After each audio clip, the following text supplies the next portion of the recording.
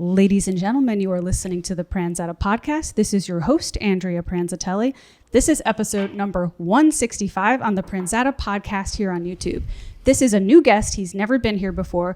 This is Bob Bradford. Bob Bradford is many things. He has a bachelor's degree from the University of Arizona in electrical engineering, and he was 3 credits away from achieving a minor in philosophy, but he couldn't due to the pandemic. I failed out. He also happens to be a drummer from Philly band Cat Rivers and the Second Sight, which, by the way, I've had the pleasure of being able to work with him on a few side projects for local paid gigs, and he is an absolutely phenomenal drummer, so I recommend you checking that band out. He also is an aspiring Third Order Carmelite, and most importantly, he is a husband of 7 years of the lovely Jessica Bradford. So my first question for you here today, this wasn't a planned question, but I'm glad to add this question. Oh, we're going cold. What is a Carmelite? So I read that in the introduction, but I actually don't know what that is. Sure. So in the Catholic Church, there's a bunch of different religious orders. If you've ever seen those guys walking around that looks like a burlap sack and like a rope over their waist with like sandals on and everything, those are typically Franciscans. And then you get like these guys that are dressed in all white. Those are Dominicans and whatnot. The Carmelites is a specific religious order that their main spirituality is contemplation and sort of seeking intimacy with God in their prayer life and whatnot. So it's a different flavor, if you will, of like the religious orders.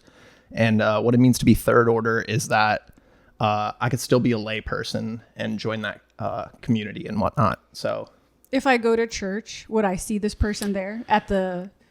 I think I've only seen religious orders come to a regular typical mass. Yeah.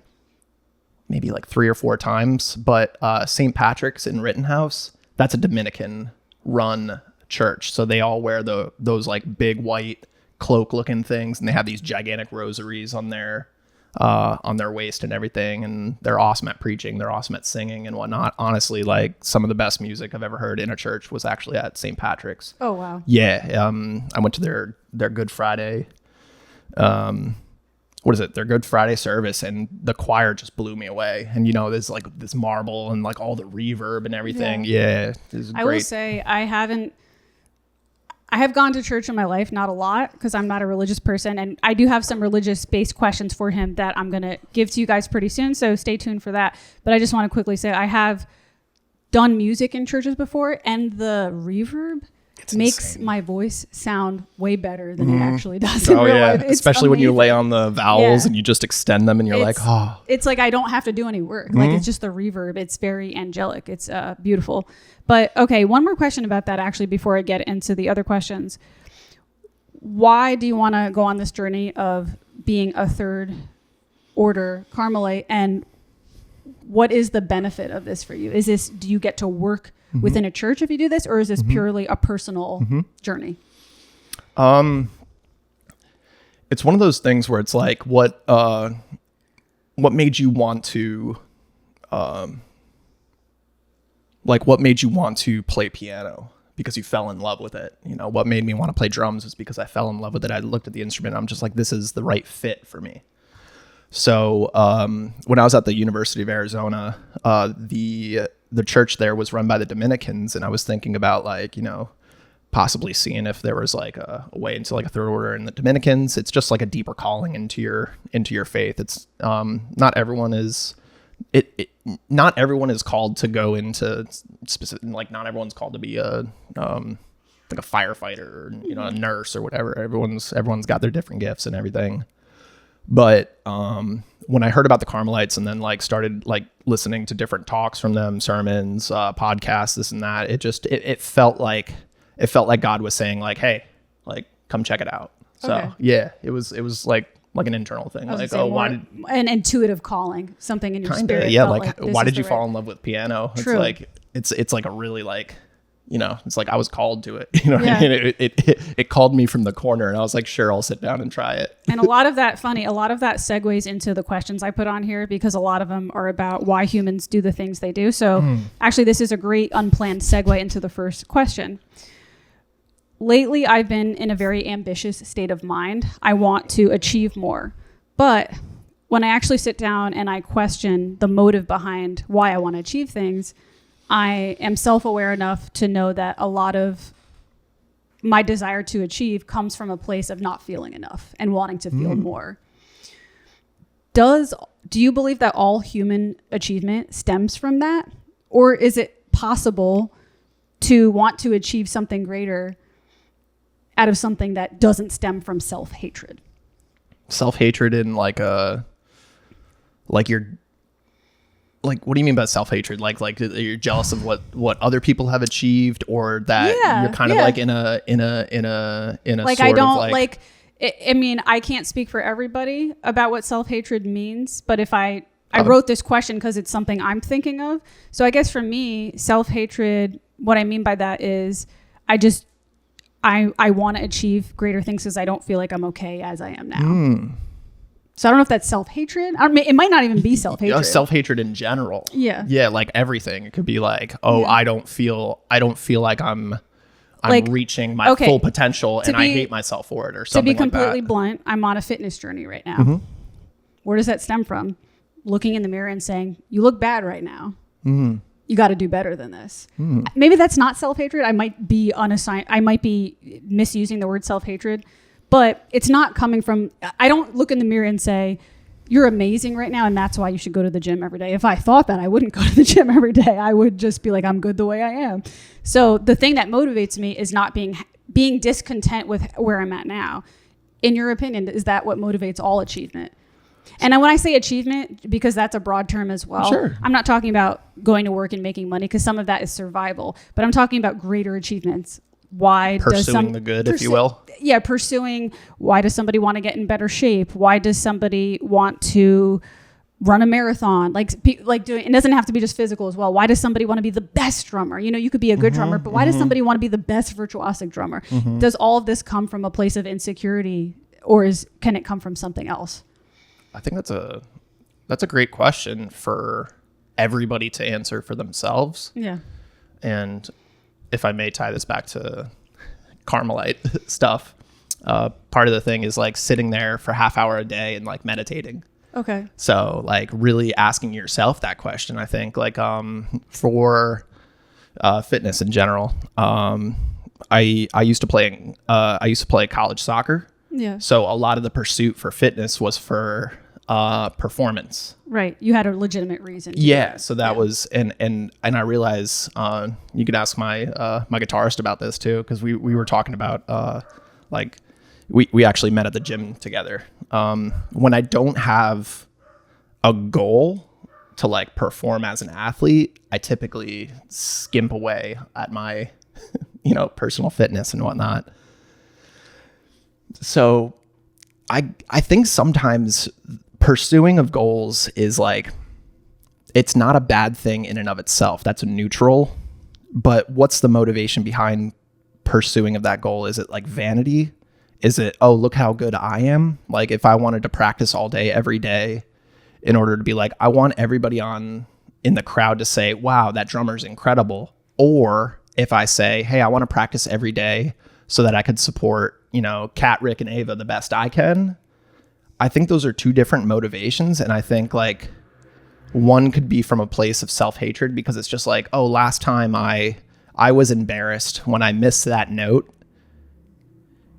because I felt bad, or I was embarrassed I missed that note because we all looked bad as a unit, and I want us to like, be entertainers. Our job, like people are paying money to like be entertained by us, to have like a cathartic moment and like, appreciate an art form and everything like that. And am I being responsible enough as a musician to like put on that performance for people that are legitimately paying money and everything like that? Okay. You know what I mean? So I guess it depends.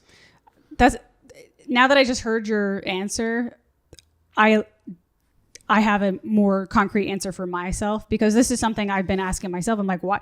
I've been trying to ask myself, what is the motive behind everything I do, and why do I do the things I do? I think it's a really important question to like ask yourself, like About every day about, and even more than ever now, because we're not even in control of half the things we do because of social media. I have to often like, wait, why did I click this? Why did I do this? Why did I say this? We have so many different distractions coming our way that you're right. I think now more than ever, we need to ask those questions. But now that you've given me your answer, I feel like I have more of an answer for myself. Sometimes my motivations are from not a good place, but there are other times where I can spin it around and say, wait a second. Does wanting to look good come from a place of vanity? Honestly, sometimes it does. But the funny thing is, on the pursuit of trying to look good, I actually end up feeling good. Mm-hmm. When I end up feeling good, I become a better teacher. Mm-hmm. I become a better friend. I become a better person to society. So maybe sometimes the root incentive might not start from a good place, but you can transform it into a better place if you stop and ask yourself, why am I doing this? Absolutely. You know what I mean? Absolutely. We can be dynamic like that. Absolutely. Yeah. My dad's 71. Yeah. And when he was 63, I believe it was, he was walking in the grocery store and he saw someone, I think in their 70s, with a walker and like struggling to walk. Mm-hmm. And he asked himself, in 10 years, do I want that to be me, or do I want to do something productive to put myself in the best situation? I mean, like barring an act from God, like getting into a car accident, God forbid, something like that. But like nevertheless, like keeping yourself strong enough to support, your autonomy as you age. And then he started running half marathons. Yeah. I like that reframe of it. Taking care of yourself and achieving great things for yourself can be extended for the greater good of other people around you. Oh, absolutely. You know what I mean? Absolutely. We're social animals. So it's like, if I'm, I just got back from New York at 2:30 and I was like, hey, I'm doing a podcast later. I should probably rest. Right. You know what I mean? Cause I want to be the best, whatever. So I guess it all depends like what is your motivation? I think like especially being honest with yourself. And I know we're going to talk about sobriety later. Yeah. But like really being honest with yourself. Like, I think it's important. Socrates says like, know yourself. Yeah. So I think it is really important. Okay. Next question is kind of an extension of the first question. And I think we can get into a lot of territory with this one as well. But as human beings, we are competitive by nature. It's part of our human nature. And this is a question I struggle with all the time. Do I lean into my competitiveness? Because it's there for a reason. I was born a competitive person because it was meant to be used to create better in this world. Mm-hmm. And kind of extending from the first question, yes, sometimes it might come from a trivial place, but at the end of the day, it makes better people. It makes a better society. Should I lean into my competitive nature as a human being, or should I strive to move away from it? So I asked myself this too, because being an athlete in college, it was like drill sergeant, like you have to be at practice 5 minutes before with your cleats on. You have to start running immediately or else you're on the bench. Mm-hmm. Winning is the most important thing. Da, da, da, da, da. How do we do that as musicians? Yeah. Like, generally the two different mindsets are, I see artists aren't coming from a place of competition per se, because it's like, what would it be if you were like, hey, I appreciate your drumming. I appreciate your vocals and piano playing skills. And then posture up. It's like, that's not how you create community. That's not how you create like a relationship from like artist to artist. So I think it depends. Like what ends are you trying to pursue? It's like, yeah, knives are good for cutting, vegetables, but like they're not great drumsticks. Right. You know what I mean? Like it. So it's kind of a motivation thing as well. I think so. Like what's the best tool for the job in which you're using? Like, in my marriage, I don't think there's any sort of competition between my wife and I ever. And I think if I try to be competitive with her outside of like, playing games or, I don't know, doing things that like naturally you should be a little bit competitive at. I mean, like Monopoly brings out the worst in us. Sometimes it's fun to wrestle with those natural instincts in playful ways. Like that. But like if we're on the couch and I'm just like, hey, I bet I could beat you to the fridge to get you a drink first. It's like, what is that? Yeah. Like, okay.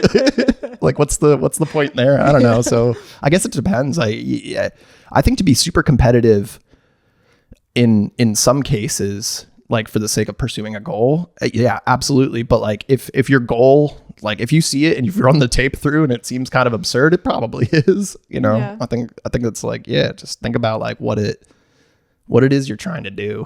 It's almost like funny, and this leans into the religion, which it's kind of like literally I'm piecing things together in this conversation, but it's kind of like in order to know what your motivations are in the world, you kind of need to have a framework of what you want to do in this world first. Like you kind of need to have a framework of your morality first before you even. I'm having a hard time articulating this because it's in the moment, but how they do go down if you want to rest your arms. I do that for piano playing. So if I'm like playing piano, I don't want the arms to get in the way. So you just got it. We'll get here, Chad. There you go. There we go.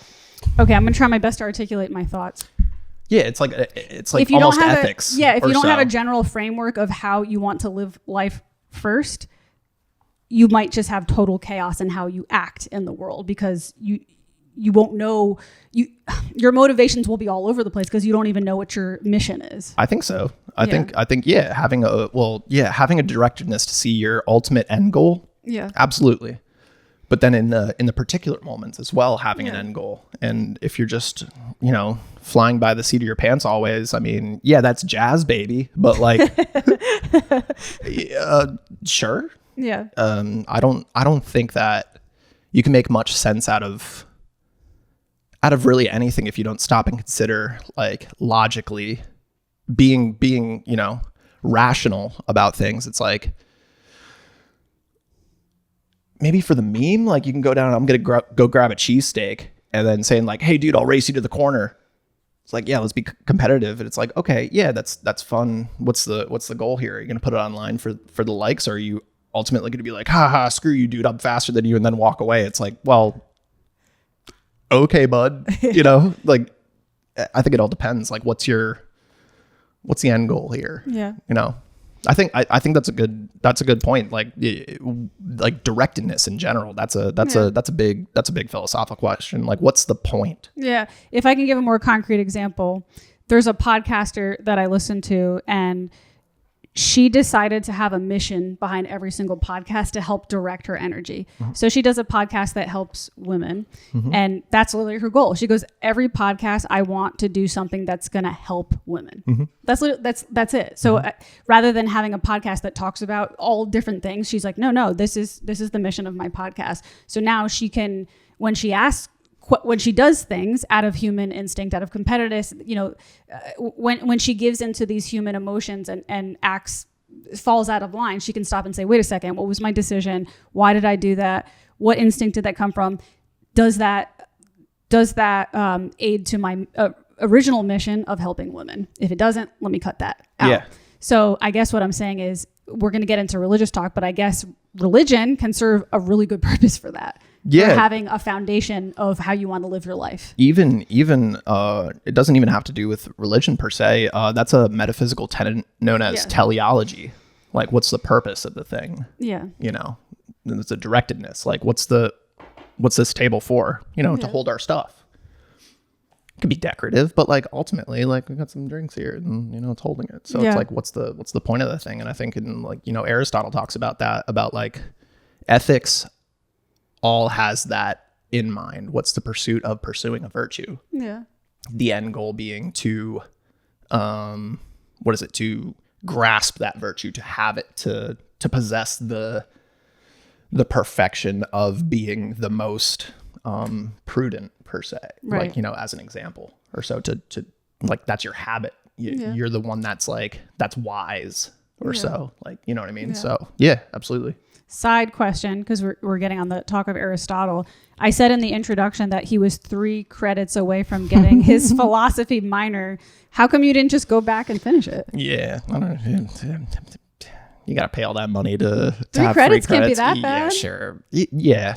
You can probably do it online, even. Dude, so the pandemic happened and I was taking moral philosophy with an awesome professor, but I got a full-time job during my senior year, and then we moved back to Pennsylvania. So I had to finish out 7 weeks of my senior year of engineering. Yeah. And like on top of that 3 credit class, that would have been like, as I'm working full time and doing like 12 credit hours of engineering work. You should go back and do it. Yeah. You might as well. Like, why not? I mean, I don't know what you'll do with it, but yeah, it's a check on the box. Sometimes I see it's like, oh yeah, like, you know, I have a major in philosophy. I'm like, oh, what are you reading right now? And they're like, oh, nothing. It's like, what? Okay, when's the last time you read something? It's like, oh, in undergrad. It's like, well, part of being a philosopher is like reading loving wisdom and like trying to pursue wisdom and everything like that. It's a relationship with it. So like, so you can still, like, I feel like I'm a wannabe philosopher. Like, I have this book on the table.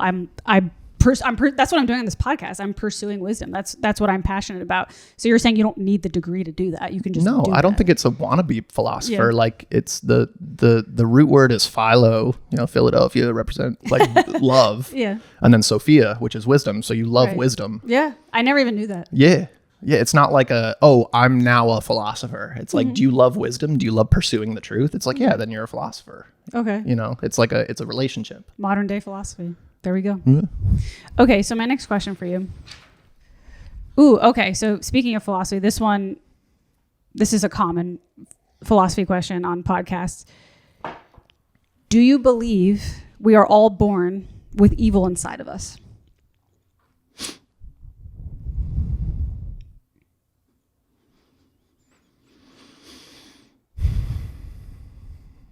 Do you mean, are we created as evil, or are we created with the disposition to pursue evil? Like, are we a mix of good and bad? Like, if a baby was born right now in an isolated chamber with all their basic needs met, and they grew up to be not around anything from like any influence from anybody, from any external things, are they evil? Those are two separate questions. Like, if I guess those could be 2 separate questions. One could be, are we both born with the capacity for evil? And the other question could be, are some people just pure evil? Yeah. I guess let's start with that one then first. Are some people born just pure evil? Or not pure evil, but no matter what we did, they would follow their evil instincts. You know, I think yeah, there are, but like, we have those people as like antisocial personality disorders from like psychopathy and sociopathy and everything like that, and they pursue narcissistic ends, to which, like, you know, ethically it's an evil per se, but nevertheless, it's like, are they as accountable for their actions because their disposition is that, like, is that evil in a higher, you know, level?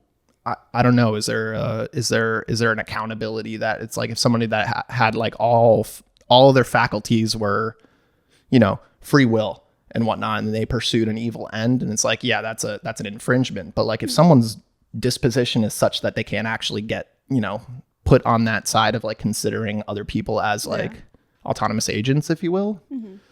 Like, I don't know if that's as evil as someone that pursues a bad end freely. Right. You know what I mean? But like, and I know I was probably getting yelled at from the philosophy community right now because everybody agrees that everybody's action is to pursue a perceived good. So what I mean by that is, let's say there's a, you know, after the podcast wraps up, we go get to something to eat, and there's a dude passed out on the sidewalk and his wallet is right next to him. We have 2 choices. I know take what it. I'm gonna. No, I'm just kidding. I'm just kidding. Prop them up and take a selfie and send it. You know what I mean? For the likes and everything, or don't do that. You know what I mean? So, like, take his wallet or don't take his wallet. Right. Let's start there. Not take his wallet. We're seeing a perceived good as that's that man's possession, and I'm not gonna infringe upon that. That's perceived good. Mm-hmm. But if we were like, yo, there's $150 in there, and that'll pay for our lunch, and then like we'll split it and whatnot. What's the perceived good there? We get free lunch, and then we get an extra $50 each. Yeah. To us, that's a perceived good. If it's a good in itself, that's subject to a different conversation. But I think when we think about evil, we have to think about it from a very objective point of view, because like these subjective experiences of us like performing this first time ever on earth, it's complex, because like every action that we take is a perceived good in ourselves, which is what the philosophical community kind of all agreed upon. I'm not super convinced about that. I think some people can pursue evil for the sake of evil, and like the Joker per se. Oh, what's his perceived good? To watch the world burn. Why? Oh, because he thinks that's just. And it's like, what if he's psychotic enough to actually pursue evil for evil's sake? Yeah. Is that possible? And like the philosophical community says, no, it's not, because he's pursuing a perceived good. But I'm like, yeah, but did you watch The Dark Knight? So if I'm understanding you correctly, you're saying that in the philosophy community, mm-hmm. it's commonly thought that evil doings, mm-hmm. from the perspective of the person doing it, in their eyes, it's a justified action. Yes. So, for example, somebody like Hitler, mm-hmm. he believed he was justified. Yeah. He was protecting his people. Yeah. If you read anything about him, like that's his whole thing. Like, and in the philosophy community, they think that's the only possible thing, that some people mm-hmm. are so in their own world that they have more perceived good than what is actually good. Yeah. Their perceived good isn't actually, what would you say? It doesn't actually correlate to the actual good. Okay. And your belief is that, I don't think so. There's actually people who know it's not good and just enjoy it. I think it's possible. I actually believe that. I think too. it's possible. I believe that That's too. what I mean. It's like, I don't think we're like, you have a question about free will. Yeah, we'll get to that. Yeah. So it's like, is that actual free will if you can't pursue the evil for the evil's sake? It's a tough question, because if I'm going to be completely blunt and not, I guess blunt isn't the right word, but transparent about something in my life. My mom has a very severe mental disorder, and when she's offered medication, it's like black and white. Mm-hmm. It's like when she's on her medication, she's does a lot of good things. She's truly caring for people. She'll be there for you for anything, show up, help people. She does a lot of good. When she's off her medication, and my sister, she will confirm this. A lot of people in my family will confirm this. She is a different person, where she gets this thrill of hurting people. And that's a whole nother topic in itself. Is my sister and I were like, who is she? Mm-hmm. Is she the person on her medication, or is she the person off her medication, or is she both? It's actually a really fascinating thing. And perhaps the root of why I even love pursuing wisdom is because that reality mm-hmm. has been so confusing for me. But that's a whole different topic. I could look at that and say, it's her mental illness. She doesn't have free will to do that. Is she perceiving it properly? But there's this other reality that it's but off her medication, that's who she is, and she does like doing those things. Is it possible? Yeah, maybe. So I don't know her motivation, but is it possible? It's possible that she just likes doing those things, and it's possible that her medication is removing her true nature. Yeah, I don't know. I don't know either. But is it a possibility? So, yeah. Again, I don't even have a minor, so I don't even know. To ask the second question though, if we're taking those extreme cases out of people like the Joker who just like evil for evil. Fictional character. The fictional characters. The people. Batman. Batman. I met him the other day. It was crazy, dude. I was like, I know you're Bruce Wayne. The average person. You and I. Were we both born with the capacity for both? Yeah, I think so. Okay. I mean, I think history shows that. Yeah. We have saints and we have Hitlers. Yeah. You know, and we have everywhere in between. I think so. And I mean, like, you know, being a Catholic, we have the doctrine of original sin. Yeah. Which is that, like, everything God creates is good.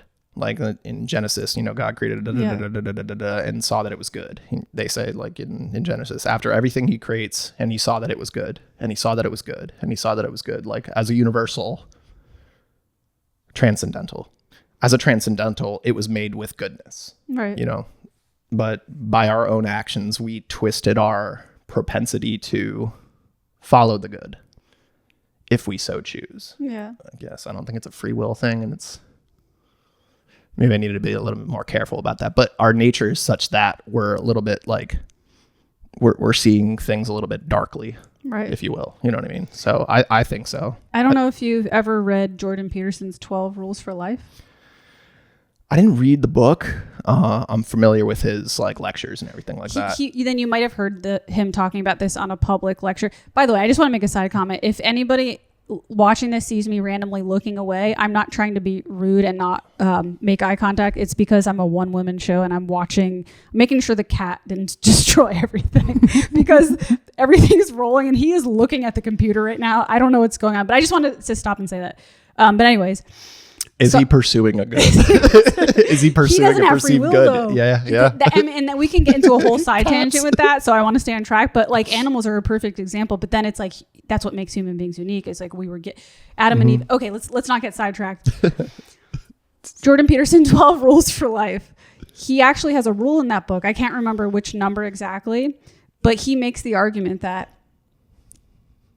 people say this thing that children are born with all love. He's like, have you ever raised a child? He's like, they are little assholes. He doesn't actually say that verbatim, but he's like, they're little assholes that need to be controlled. And he's like, and his observation of that raising kids made him realize, oh, we are all born these little monsters and we have to control that. We have to control our emotions and our urges and our instincts. So there's two schools of thought in the history of this conversation. There's the Rousseauian school of thought, which is romanticism, where you heard this phrase called the noble savage and whatnot. And technology is actually a societal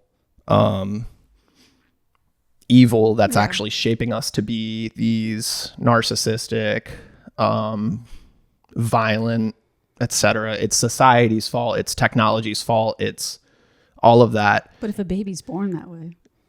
But if you look at the noble savage outliving in the way that the world was actually originally designed for, you see them like getting along, they're working off the land and this and that. That's Rousseau. He thinks we're all born good and society corrupts us. And then you get Hobbes, which we're all born shitty and evil. And you know what I mean? Those are two schools of thought. I think it's somewhere in the middle. I think it's somewhere in the middle too. And I was just having this conversation with the last podcast guest because I asked him the same question. Do you think evil exists? And I said, he says yes. And I said, well, what's your solution? He says, I want to escape and move into the woods. And what you said about the one school of thought that there's these people living in touch with nature and they're all behaving accordingly. My argument was that, but I bet it's only going to be a matter of time before something happens. You know, that she's got better berries. I want those berries. He's hunted more meat. Fuck that guy. And then, so that's what I believe. I think that even in these perfect harmonious teepees or like whatever the fuck is going on over there in the woods, that at some point society, if society is at fault for making us evil, maybe we're just society, or we are society. It's us. We are society. Yeah, wherever you go, there you are. Yeah. Is it me? Yeah. Am I the asshole? 9 times out of 10, yeah. You know what I mean? Is it everybody else's fault? Yeah. I mean, sure, but like the only person that I have access to contemplate motives and, you know, is my intention as pure as I perceived it to be when I acted upon it? Right. I'm the only person that has access to that information. So it's like, I don't know. Is it society's fault? It's like, I don't know, dude, are you a saint? Like, you know, Jesus said like, hey, why are you looking at the speck in your brother's eye when you have a piece of lumber in yours? You know, like there's some wisdom there. Like, you know, so I think it's a bit of both, because I'm not saying like society's perfect at all. Yeah. Look at that out there. Like it's rough. But I'm not saying like I'm perfect by any means. So, but I am saying like the only person I have control over is like my will. So yeah, if I go out and move in the woods for the motive of like becoming a better person, sure. But like lightning hits the tree next door and it crushes your cabin. What are you going to do? Right. You can sit there and complain and curse God. That's an option. You know, wherever you go, there you are. So I'm not saying like leaving and like escaping this whole thing is a bad decision, because believe me, I've contemplated it.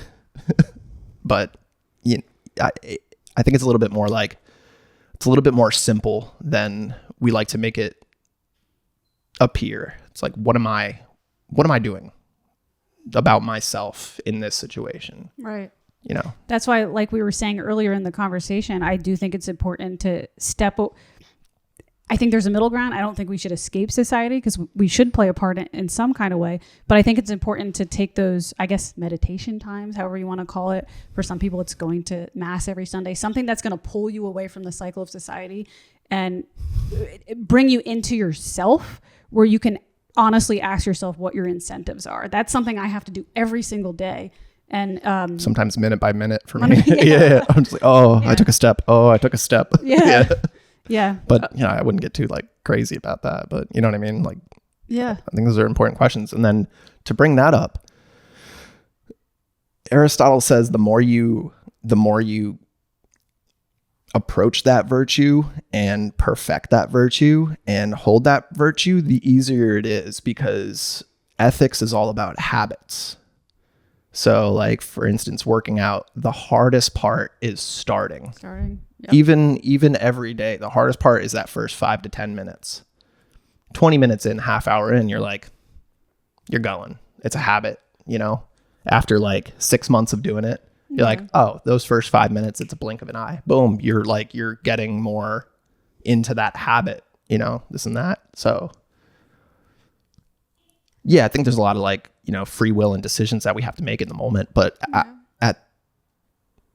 I think when it comes down to it, we have a good autopilot also. That's like, what habit are you forming here and there? So it's kind of like it's kind of like the beginning of the habit forming is your will. Mm-hmm. Yeah. And the rest on autopilot is not your will. But it's like you have the will to change. I like that. The robot. Yeah, it's like you plant that seed, but then it's growing. And it goes on itself. Mm-hmm. And then sometimes you can see that something happens where, something from your childhood changed your direction, and your automatic robot, or whatever you want to call it, your human system is going down the wrong path again, and you have to like reel it back in and say, nope, I'm going to take this wheel back, fix the problem, go back into the world. Hopefully the thing will it's like fixing a car. Yeah, but you know, as you're going down that path or so, like if you get off the path, it's a little bit easier to get on further down the road than it is to get on to that path to begin with. So Right. Okay, so next question. I have a couple questions about religion for him.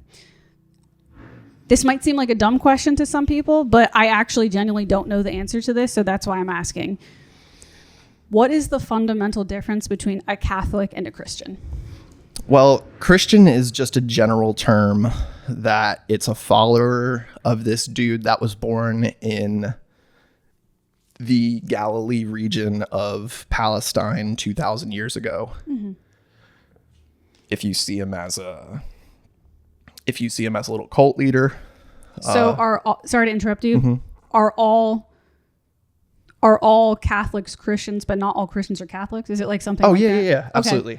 Okay. And I think like, because we're we're born in kind of like a Protestant-y country, that I think, are you Christian or Catholic? And there's a little bit of baggage there. There's a little bit of anti-Catholic bias there, if I could say, because a lot of people don't think that Catholics are Christians and whatnot. But it's, if you look at the words as they are, it's like a subset, you know what I mean? So yeah, it depends. Do you mean like the general term for like a follower of Christ versus like someone that's in the Catholic Church? Yeah. Or do you mean like, I don't know, let's say like what's the difference between like a Baptist, or what's the difference between like an evangelical or someone? I guess specifically a Catholic. So you give yourself the name Catholic and not Christian. Why do you choose that name? Yeah. So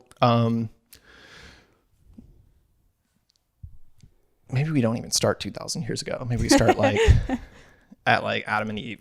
So, you read, if you read the Old Testament, or the Testament, as some say, as the only testament, as some say, I won't get into that. So, God creates man, man does bad stuff. God tries to save man.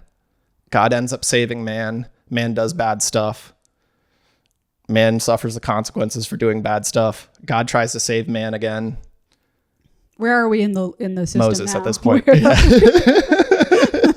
Is God saving? Do you want me to be particular? Yes. Because I'm trying to get to the Catholic question. And there's 6,000 years. No, I wasn't making fun of your long explanation. I was saying, I was genuinely curious, like, which phase are we in? Oh, yeah. All right. So Adam and Eve did bad things.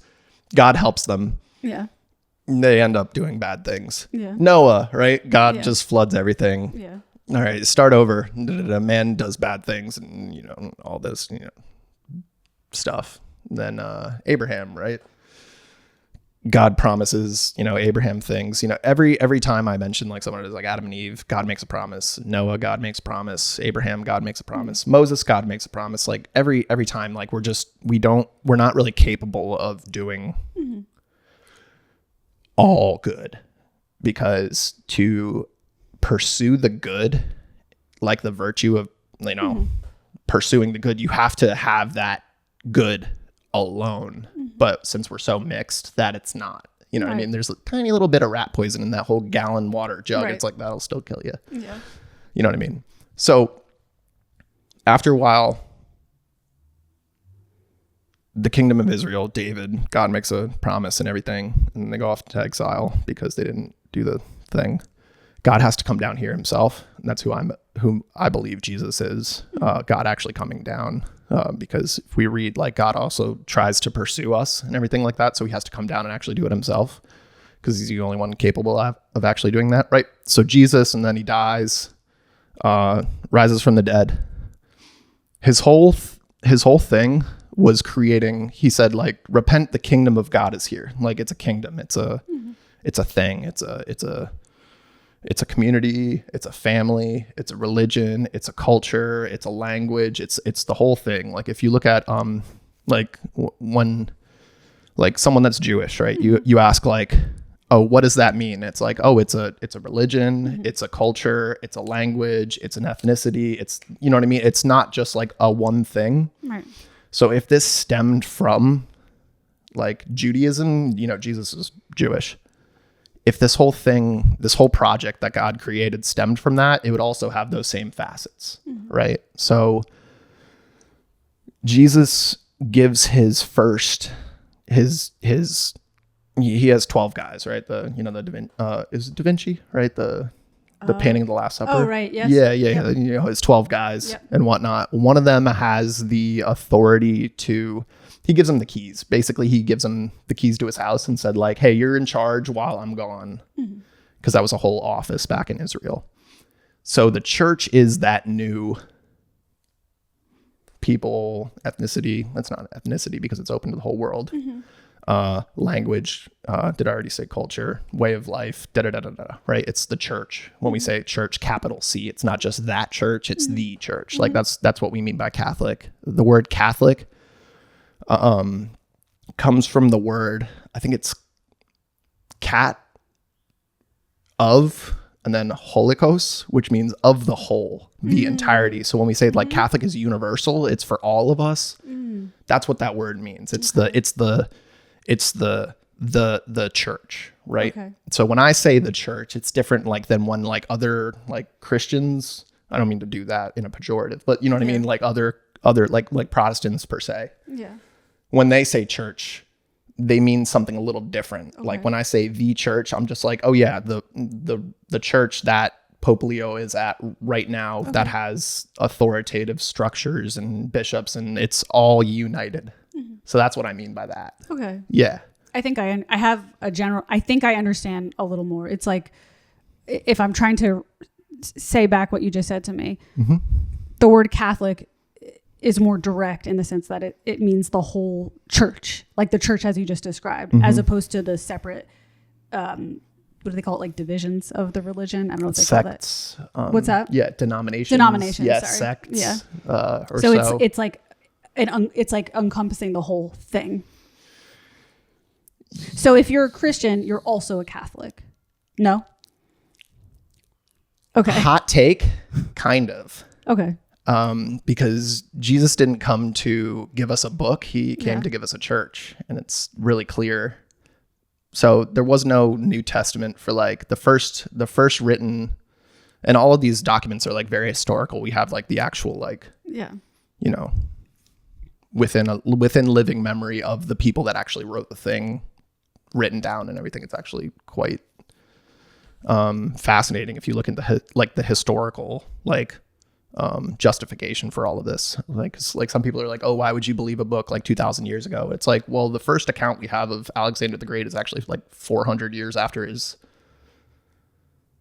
life. So like, that's not living memory. Like the first recorded thing we have about Jesus is like within 20 years.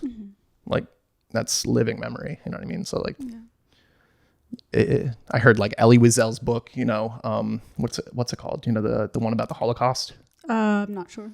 Or like Viktor Frankl's, right? Okay. Man's Search for Meaning. Like he was there, right? And he accounts for it. 2,000 years from now, that's still going to be true. Just because it's so old doesn't mean that wasn't his actual experience. So like,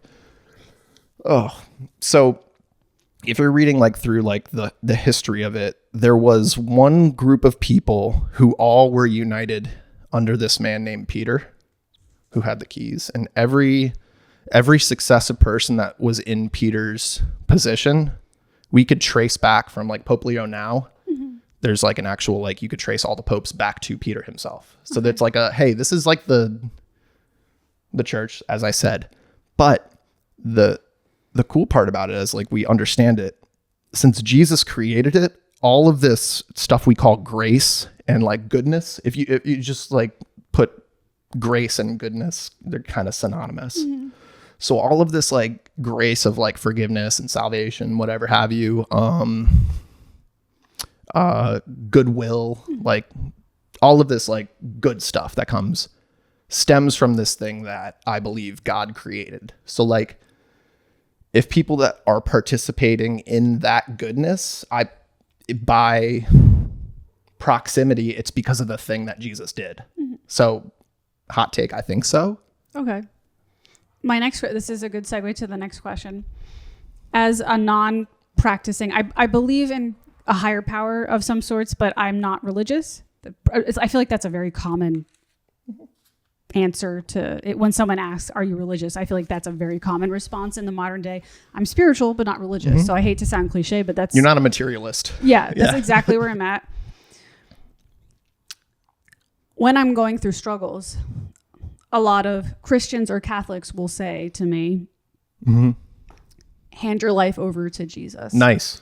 As someone who is not religious, I don't know what that means. How can you, if you were to translate the meaning of that to a non-religious person, does it mean let go of power? Like let go of control? Like how would you translate that? Yes. It's that is let go of control. But yes. Yeah. But like also like, I was talking to my wife about this before. I was like, oh, just eat Jesus. I was like, no one's going to know what that means. Yeah. I was like, dude, Catholics know. Just eat them. Yeah. What is that? The bread?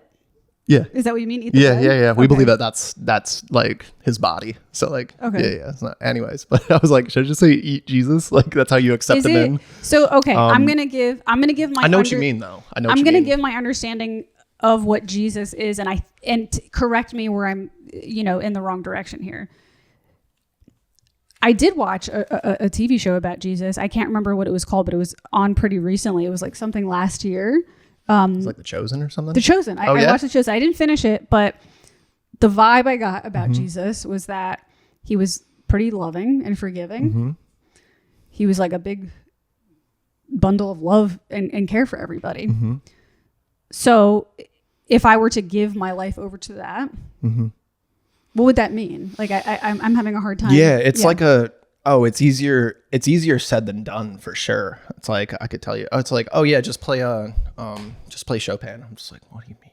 Like, all the notes? You're like, no, the movement. It's like, I don't know what that means. Like, do I just hit the notes correctly? And you're like, well, kind of, but like you have to do it with the intention. I don't know. No, you're 100% correct. Chopin, like, not to get sidetracked, but Chopin, it's a very, you feel it. So anyways. Yeah, no. any piano player that I play with, especially that's classically trained, as a drummer, I'm a robot. I'm like, metronome, metronome, metronome, metronome. Y'all are like, tempo is an expression of where you're at here. I'm just like, no, tempo. So it's like, we have what's called rubato playing in the Romantic era of music. And to clarify, the Romantic era, some people are like, romantic, it's love. And no. There's like a historical period, Romanticism. The Chopin happens to fall in that Romantic period. The style of the music was, Bach was more, and to showcase his amazing shirt, and I'm just going to tell everybody in the world that I don't like copying people, but I'm going to find out where this shirt is from, because I'm a huge fan of Bach, and that's literally the coolest shirt I've ever seen in my whole life. I forget what the company's called, but I'll send you the link if you put it. I'm going to put it in AI and be like, find this shirt for me. Yeah. No, I have the tracking and whatnot, so like I can send you the actual company and that feel like, shirt so bad. It's cool. Yeah. So not to rip off your style, but it's the coolest shirt. No. Bach is more metronomical. Chopin is what they call rubato playing, which is there's these moments where you can let there still is an overarching rhythm. So don't get it confused. It's not like you can just totally change the rhythm. It just kind of like, it bends and then it goes back. It's like a wave. Like it like bends and then contracts. Yeah, like when you look at Monet, it's not like he's not writing with sharp lines. It's impressionism, it's like kind of like the same thing. It's like so. But we got a little off track there. Why did we talk about that? We were talking about something else. Maybe Jesus. Not. What does it mean? Yeah, maybe not because it's not as definitive and robotic as accepting him in and be like, I accept you in. And it's just like, okay, you're good. It's like, no, it's like there's a little bit more of a movement there. I apologize for my cat's disruptions. He's going ham right at now one with point the he was scratcher. scratching my legs. He wanted my attention. He's been revolving around the equipment and I'm like, oh my God, he's going to knock something over. And now he's allergic to cats too. So he's scratching a cat tree next to your face. But anyways, it's all good. If you can elaborate more on it. Yeah, absolutely. So Jesus tells us a couple of tenets. If you love me, you'll do what I say, right? Seems a little bit meh, but like if you look into like what he says, it's like, be baptized in the name of the Father, Son, and Holy Spirit. He commands us to be baptized. So it's like, I believe like all of these followers of Jesus called Christians are baptized. He tells us to feed the poor, love your enemies, which is I actually do that. I learned that from 12-step program because I did 12-step program. Pray for your enemies. I do that. One of my buddies in AA is just like, oh yeah, if you're mad at someone, pray for them. And he's like, yeah, pray for them to get hit by a bus. So I always keep that in mind. I was like, that's not how you pray for it. Yeah. But it was funny. He's a funny guy. I hope he's doing well. No, but like things like that, like the parable, like this guy comes up to Jesus. He's like, dude, I've been doing like all the Jewish rules, like from my childhood. Like what should I do to be in the kingdom and whatnot? Yeah. And he's like, love God with all your heart, all your mind, all your soul and strength, which just like meditate on that for like years. Like, what does that mean? You know what I mean? What are my motives for like, what is true love? Like, oh my gosh, am I capable of loving? You know what I mean? Like really sit with that. Is God good? Yeah. Is God worth it? Like, you know, all these questions should be answered. All these questions should be like, you know, thought of. And then do I love him? You know what I mean? And then Jesus says, love your neighbor as yourself. You know what I mean? But the guy asked him because he wanted to, like, you know, think about it. He said, who's my neighbor? And then I don't know if you're familiar with the Good Samaritan. So this dude is like, you know, beat up on the side of the road, and these like religious people pass by him and just ignore him. But then somebody who was like an outcast in their society, we're in Philly right now. What should we say? Someone that's not Philly, like a non-Phillian. Yeah. Like somebody with like a Cowboys jersey. Yeah. Yeah. So like a Birds fan is beaten up on the side of the road. I don't believe in Jesus in this situation. No, I'm just kidding. I'm not even a sports fan, but there's just this spirit. Like, I don't watch football, but I know I'm an Eagles fan just because I live here. Like, you can't not be. It's in the water. Yeah, it's in the water. You just go Birds. But anyways, go ahead. Yeah. So a Birds fan is beaten up on the side of the road, right? And a Phillies fan passes by and just ignores him because he doesn't want to get his hands dirty. And then like a Sixers fan passes by, and it was just like, oh, I got to go do something else. But then a Cowboys fan comes by, picks the Eagles fan up, and then takes him to a hotel and says like, hey, I'm going to pay for it now. When I'm in town next away game, I'm going to come back and pay what I owe you. And, you know, here's my word and everything. So Jesus asked this guy, who was his neighbor? Was it the Phils fan? Was it the Sixers fan? Or was it the Cowboys fan, the person that you thought you hate? You know what I mean? So it's like when Jesus says, like, you know, the whole thing is like, when you look at it, it's all about a family. It's all about a relationship. It's all about love, you know, like, so it's like, if you love me, you'll do what I say. That's how you know that, like, you're working with it. And then another thing that we believe is essential as Catholics is to eat him. Yeah. We got killed by the Romans back thousands of years ago because they thought we were cannibals. Yeah. Like, true story. So, we believe that in Passover, right, when Moses was doing his thing and trying to get the Israelites out of Egypt, the 10 plagues, you know, like the locusts and the, if you ever seen like Prince of Egypt, like the whole, like, you know, the Nile turned into blood and the flies and the frogs and all that. The last plague was the killing of the eldest born of all the animals and whatnot. But what the Israelites had to do was sacrifice a lamb, roast the lamb, eat the lamb, and then sprinkle the lamb's blood on the door so that the angel would pass over their family. Passover, right? Okay. Yeah. So since this new thing that God created is a fulfillment of the old thing, the new Passover, Jesus said, this is my body, right? And John the Baptist says, oh, that's the Lamb of God. And then what did the Israelites do? They had to eat the lamb. So when he says, you know, take this and eat it, do this in remembrance of me, we believe that since he is the Lamb of God, we have to consume that lamb in order to be passed over by death. Okay. Yeah. So what is meant, sorry to change the subject, what is meant by Holy Spirit? Because I understand Father, Son, Holy Spirit. Is that too big of a question? That's huge. Yeah, we're going to be here for the next like 50 years. Should we save that for like a whole episode? No. Or can you give like even a tiny bit of information on that? So there's this... Because that one I never got. Like, I understood the Trinity, Father, Son, Holy Spirit. I'm like, what does that mean? Yeah, so have you heard of St. Augustine? Yeah. So he was like 300 something, whatever. There's a story that he's walking on the beach and he sees this kid digging a hole because he's contemplating the Holy Spirit. He sees this kid digging a hole and he's like, hey kid, what are you doing? And he's like, oh, I'm going to take that whole ocean and I'm going to fit in this hole. St. Augustine's like, you can't do that. The ocean's too big. And the kid looks at him. He's like, yeah, that's like trying to comprehend the Holy Spirit with your brain. And then the kid like vanishes. Yeah. So. Yeah. Anytime I've ever tried to ask or like answer this question, I'm like, what did you say? Like, I'm so like, the simple answer in the West and the Eastern Christians kind of hate that we say it this way, but I think it helps. God is one, right? Monotheism, like we believe in one God, right? If you go through the whole creed and whatnot, one God, Father Almighty.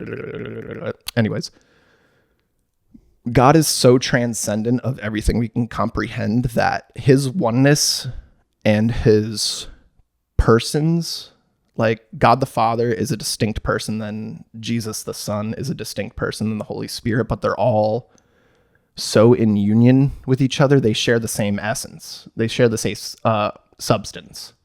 They're the same thing, but they have different, they're so beyond what we can comprehend that I don't even want to say manifestations, because it's like so tough to even comprehend because it's so transcendent. What helps to think about it, and again, like the Eastern Christians kind of critique us when we say this, but I don't care. We're in the West, baby. So if you think of the Holy Spirit as the love between the Father and the Son, that helps. Okay, so the love is so profound that it not generates, but there's a manifestation of a person. It's so profound. If I'm trying to feed back what I tried to grasp there, and correct me if I'm wrong, I could be getting this all wrong. God, Father, Son, Holy Spirit. So Father, God is what everything is made of. It's everything. It's one. Holy Spirit, I'd say. Oh, that's more God, Holy God. Sure. God, is that I hear God? you. His substance is what everything is. It's all one. Yes. Jesus is like the human form of that. Yes. And it's kind of us. That's what we say, the incarnation. Not that we're Jesus, but we are also at the same time, like we're like we're part of him as well. Well, he represents us now. Yes. Okay. So God is everything. Jesus is like God in the human form, and the Holy Spirit is like the thing that binds it all. Yeah. Is that good? I think that's a good starting point. Yeah. And it's all of that goodness that you see between like each other. Yeah. All of the goodness that you see in your own personal life. Yeah. That's like the breath of God. Like you could see it as like, it's like, when it's there. When people take mushrooms, is that the Holy Spirit? Like, because people say like, I took mushrooms and my ego was dissolved. Sure. Is that in religious terms? Are they experiencing Jesus? Or are they experiencing the Holy Spirit? So I don't think there is anything else other than God. So the wise Catholics will say, we know where the Holy Spirit is. We don't know where the Holy Spirit isn't. Okay. So if somebody takes psychedelics and has a profound religious experience, maybe God's reaching them there. But God wants us to develop habits of pursuing that without taking the shortcuts. Because if, let's see, the first drum set I bought, I think I was in 8th grade, and I had to save up like all summer for it. And I was like, Pops, you have the money. Why can't I just get a drum set? And he's like, because you're going to treat it better if it's your own. There's wisdom there. I still have that drum set. I have another drum set, but you know what I mean? I still have that one. I was like, because that's my first ever one that I bought. Yeah. Because what would you say? I bought that myself. You know what I mean? Like I worked for it, so that it means a little bit more. And I think in doing our duties as good humans, it helps to develop virtue so that you can work for it and develop that habit so that you possess it, rather than taking a shortcut and being like, yeah, my ego died. And it's like, yeah, but what did you do to make your ego die? Yeah, I took mushrooms and I performed Chopin. And it's like, okay, cool. Can you teach me how to do it? And it's like, it's like, well, do you actually know how to do it then? I don't, and for the listeners, I don't have a choice but to find the right way to do it, because what I was saying earlier in this podcast, I have a mother with a severe mental illness. If I tried, because I've actually looked into this, if I tried to go to a retreat to take psychedelics, they would, because I would never take mushrooms or ayahuasca or anything like that just in my apartment. I'm like really weirded out about like my losing control over my body. Like it freaks me out. I would have to go to a retreat center where people specialize in that. I have a very complicated relationship with psychedelics. I'm 11 years sober now, but like anytime I took psychedelics, I always saw demons, dude. It was crazy. Well, okay, well, that's where I'm getting. Because my mother has a severe mental disorder where she experienced psychosis when she's off her medication. If I went to a retreat center and said, hey, can you help guide me? If I had like a shaman help guide me towards, taking psychedelics and having a religious experience, they would actually ask me, like a good center, they would actually ask me, what's your family history? Do you have any parents who experienced psychosis, and particularly a mother? Because apparently it's stronger with the mother. No, we can't help you. We can't do this. There is a very high percentage that you will experience psychosis if we do this. Yeah. And there's no guarantee that it won't go away either. So it's not like you'll just have a psychotic episode in this moment. It might actually trigger a mental disorder in you. I think it's pretty wise of them. It's wise of them. Yeah. So for me, if I want to be wise, I don't want to trigger whatever mental pathway that I could just become my mother. So I can't do that. Have you tried accepting Jesus? Well, that's what I'm getting at. I can't take psychedelics. I can't do it. Yeah. I see demons when I smoke weed. Yeah. Like I can't, like I'm so sensitive to those types of things. I don't drink. I'm totally sober. So I have to find the path of a profound religious experience. Chopin is the only way I found it so far. And I wouldn't even say it was necessarily. Great, it's right next door. Yeah. It's right next door. Music, like the catharsis you get from music and that rapturous, like, you just like, when I feel like I'm in a I do feel like I'm transcending my spirit when I'm in there. I'm somewhere else. And here, like a quick side story, and then I want to get back to the questions. But so there's this book. I don't know if it's on my shelf. It's on a different shelf, but I was going to pull it up for you guys. But it's I don't remember the title of the book, but it's about Chopin, and it's a book where Chopin's students compiled his teachings. Like they got together and they said, hey, write this that you learned from Chopin. Let's make a book about his teachings, because he died and he was never able to create a pedagogy book himself. Keep in mind, I've never read this book until later. I eventually read the book. I was playing piano and I was playing a Chopin piece, and I randomly had this idea. I was like, don't make this sound like a dog. And that's like the weirdest thing to say on the piano ever. I was like, don't sound like a barking dog. Later on, I read the book, and one of the things in the book said Chopin strictly advised to not make the piano sound like a barking dog. And I'm like, oh, that's what I mean by like, they're like, when you embody the spirit of the music, it's like, whatever that was isn't you any I wasn't like, it was almost like when the music comes through your body, it's like him. There's like a greater form of so it's, Plato would talk about like that's a muse. And that was a weird thing that happened. I was like, I have never read this book tomorrow. I have never sat at the piano and said, don't make it bark like a dog. It's just never something I would think to say. Cool. And I'm like, what are the odds? Like what are the odds that he actually said not to do that? Well, you know those studies where they like put like what are those EEGs or something on like musicians' brains as they're jamming and all their brain waves start lining up? Like that happens. So it's like, oh, maybe you got in that same state that Chopin did when he, wrote it and whatnot. So okay, but back to the structure of this podcast. So you're saying if I can't take mushrooms, take Jesus. He's the best. It's better than.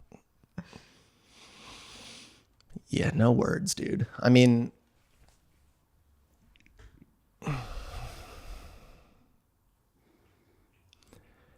having this like ultimate trust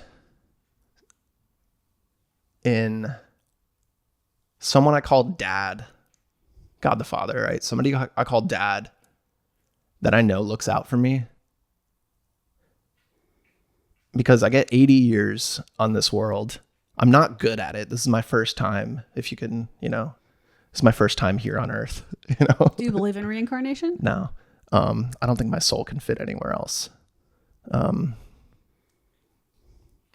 was thinking about that as a kid. Like, how would I be able to fit in another, you know what I mean? Like, I think we're body soul composites. I think it's like specifically tailored for us. Like, consciousness is like it's a very unique thing,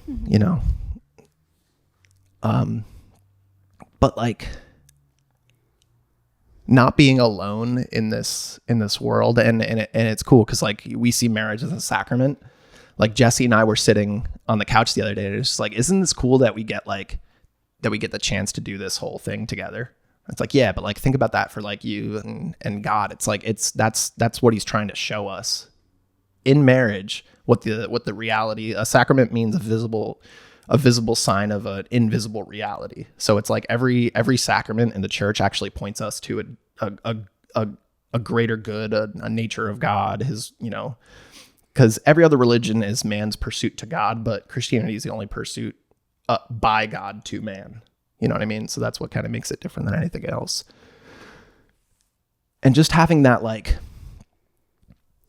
knowledge, and people say it's faith. Oh, faith, you don't know. But no, faith is actually a type of knowledge. Like, how do you know that there is any sort of thing that is true? You don't. Like, how do I know that this mug doesn't, cease existing when I close my eyes? Well, because, you're perceiving it. Sure. But like, there's a reason why we're pursuing that. There's this thing in philosophy. Dude, he's awesome. That cat's awesome. And I think my other cat is chilling over there too, but we'll get back to it. Yeah. There's this axiom in philosophy called the principle of sufficient reason, which means that the universe is intelligible. That we know today is, what is it, the 20th or so today? Not even. I think it's still like the 17th, 18th, the 17th, 19th, 18th. Yeah. Something like that. Whatever day it is, that's the day of today. The earth is at a specific angle around the sun in this season of winter, in the month of January, because, you know what I mean? There's a truth. How do we know that's the case rather than not the case? Mm-hmm. It's like, yeah, 2 + 2 is 4. It's like, yeah, but do you know that that's the case? It's like, no, but it, like, we're going off that assumption. So faith is actually like an assent to a knowledge. Mm-hmm. You know what I mean? And based on my experience of like, we were talking about like history before, and like the benefits and grace and like philosophy of goodness, like everything points to the fact that this is true and worth it and whatnot. So having that like mindset when I'm going through this chaotic, weird thing called the outside world, it gives me a sense of like peace that I don't think anything else could even shake a stick at, So yeah, I think, and being Catholic, it's for everybody. Everybody has different journeys. Like somebody might be stuck on the fact is like, is there a God or isn't there a God? Mm-hmm. That's a fair place to start. If there is a God, do we know if he's personal or not personal? You know what I mean? Because you could believe there is a God, but how do we know that he actually cares about us? You know what I mean? How do we know that he actually isn't just like put everything in motion, sneezed, and was just like, oh, that was weird, I'm going to leave that alone? Or if he's like, hey, let's try to get these humans down here to pursue the good for their sake. Mm-hmm. You know what I mean? So that they don't, end up harming themselves, because we end up harming themselves. Like the kids put their hands on the stove and mom says, don't do that. And the kid's like, no, I have autonomy. It's like, I told you you're going to hurt yourself. And like, that's what we see sin as, that we're actually harming ourselves. Okay. So there is a God that he cares about us. What religion? You know what I mean? And I think, Christianity, because of the justifications of, that's another podcast, topic and whatnot. Okay, so Christianity, which sect of Christianity, and I think like, if we follow Jesus, it's like, okay, Catholicism, what does Catholicism say? It's like, okay, do this, and this. Like we have saints writings about how they were able to endure torture and sing. Like Maximilian Kolbe, as an example, he was a priest in Poland that got put in Auschwitz. It's kind of similar to this book. Yeah, right. The full circle. I don't think anything, you're like, oh, it's funny how all these topics tie together. Yeah, it's like, weird. Yeah. It's weird how it's all circling back. Yeah. It's like, why not? You know what I mean? Like, why not? It's a composition. You know what I mean? Like if there's the transcendentals of good, the true, and the beautiful. Mm-hmm. Like the transcendentals or so, those are like the highest forms of, beauty, right? Why would things not act as a composition if it's like a truly beautiful world? Because it is also, you know what I mean? So it's like all these things are tying together. It's like, of course, it's like we're resolving back to the tonic. It's like, oh, this is cool. You know what I mean? And it also goes back to like the composition of Father, Son, Holy Spirit. It's like, that's a composition. Yeah. You know? Composition in the sense about it, it's like a musical piece as opposed to composed of parts. Oh, right. Yeah. Yeah. Because it's a oneness. Right. Not, I'm kind of playing a pun sleight of hand, but yeah. That was a stupid joke. No, you're good. Okay. But back to the thing. I forget what I was saying. I forget, we went on a side tangent, so I don't remember what this was. Was this related to the Holy Spirit originally? No, this was the beauty in it, like coming all full circle and whatnot. Right. So, like, I don't know. I think regardless of where you're at, I think everything makes sense and points to like that reality of Christianity and whatnot. And we can disagree and whatnot. And, I've had my struggles, this and this. Like I'm an engineer. So it's like, you're in this like realm of like materialists and everything. It's like, this and that. But like if you sit there and like actually are honest about this whole thing. Before you go on, can you say what you mean by realm of materialists? What do you mean by materialists? Yeah. So everything that is can be perceived. And, I don't believe that. Everything like materialists believe in only 2 of the 4 tenets of metaphysics. Metaphysics is comprised of 4 causes, which is the formal cause, the efficient cause, the material cause, and the final cause, right? So they would also believe that if it doesn't comprise of these 4 things, then it isn't. No, everything that is in reality only is comprised of the material cause and the efficient cause. Okay. Not the formal cause or the final cause. We were talking about final cause first, like about purpose and directedness. Okay. You know what I mean? They would deny directedness and they would say that that's arbitrary and it's a construct of the human mind. Yeah. But I don't believe that. And then formal cause, which is like the form of goodness itself. I was talking about goodness itself per se, but it's like, goodness is just like a quality that humans perceive that's not actually a thing. So like, you know what I mean? Yeah. There's other like immaterial things that exist outside of what we can perceive that are all real. I believe that for sure. Yeah. Like I said, I don't know what it is I believe yet, but I for sure believe there's something. But I do think what we can't see, we could feel. I do believe that. Well, that's a form of perception. Mm-hmm. So like, can you perceive truth? You can feel it, I think. I think you could feel it. You might be able to feel the effects of like an aha, but I don't know about if you're perceiving truth per se or if you're... I guess unless we're just... or if you're satisfied with the fact that it sits well within your soul. I think that's like an effect of truth. So not necessarily to explain what itself. I mean by you can feel it, I was going to say maybe we're just defining truth differently in our heads. But I was just talking about this with my boyfriend the other day. I feel like as human beings, we often contemplate what's the right path for us. So a concrete example, let's say you're in a relationship with somebody that you're not sure if you should stay with them. You've invested a lot of time with this person.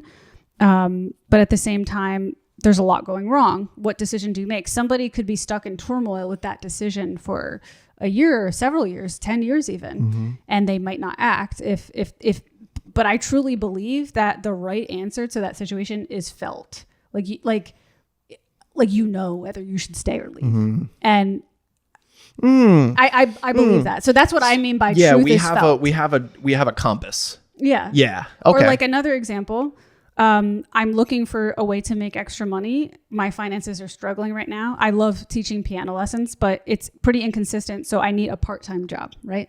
I started substitute teaching, and while it's making me the extra money I need, there's like something in my spirit that's saying, don't stay here. Like, and I don't know why, but it's like the environment of substitute. I see what you're saying. Okay. So it's like, there's this, even though logically I'm like, yeah, but it's making me money and I need the money to pay my bills. And if I pay my bills, then I can pay for my health insurance. There's like something in my body saying like, conscience. But get out of here. Yeah. Yeah. Go. Intuition. It's eating you alive. Okay. The conditions of this environment are not suited for your life. Get out. And I really feel like some humans are just in touch with that and some humans aren't. I don't always know why it's true. Like, I don't know why. I'm not sure why, but I just know it. And I really feel like that truth can be felt. But you might be defining truth differently than I got you. I'm not sure if I know what truth. Yeah, the form of true as opposed to... Yeah, I was saying like the form of truth as opposed to like the effects of truth as they like when your intellect is satisfied with things being logical, and Plato would call it a unity, like of something that actually works within itself, like as a truth, which gives you satisfaction, which could be an effect of truth. But I like that because conscience is like, no, there's a pull, there's like a magnetic pull towards like, oh, that's the path and whatnot. So like, yeah, maybe. Yeah. Okay. Yeah. But I think a lot of the times when people say like, I'm spiritual, not religious, I think that's what they mean. They're just like, I'm not just like purely a materialist. Yeah. Like I feel something. I feel something. Yeah. And I think that, and again, to say like truth can be felt. I'm stubborn. So it's hard for me to adhere to a set of guidelines, but I feel intuitively that something's there. I don't know why. I don't know why, but like this again, truth can be felt. You know? Yeah. All right. So I do have more questions here. How long? We've been going for a while, but we're on a roll here.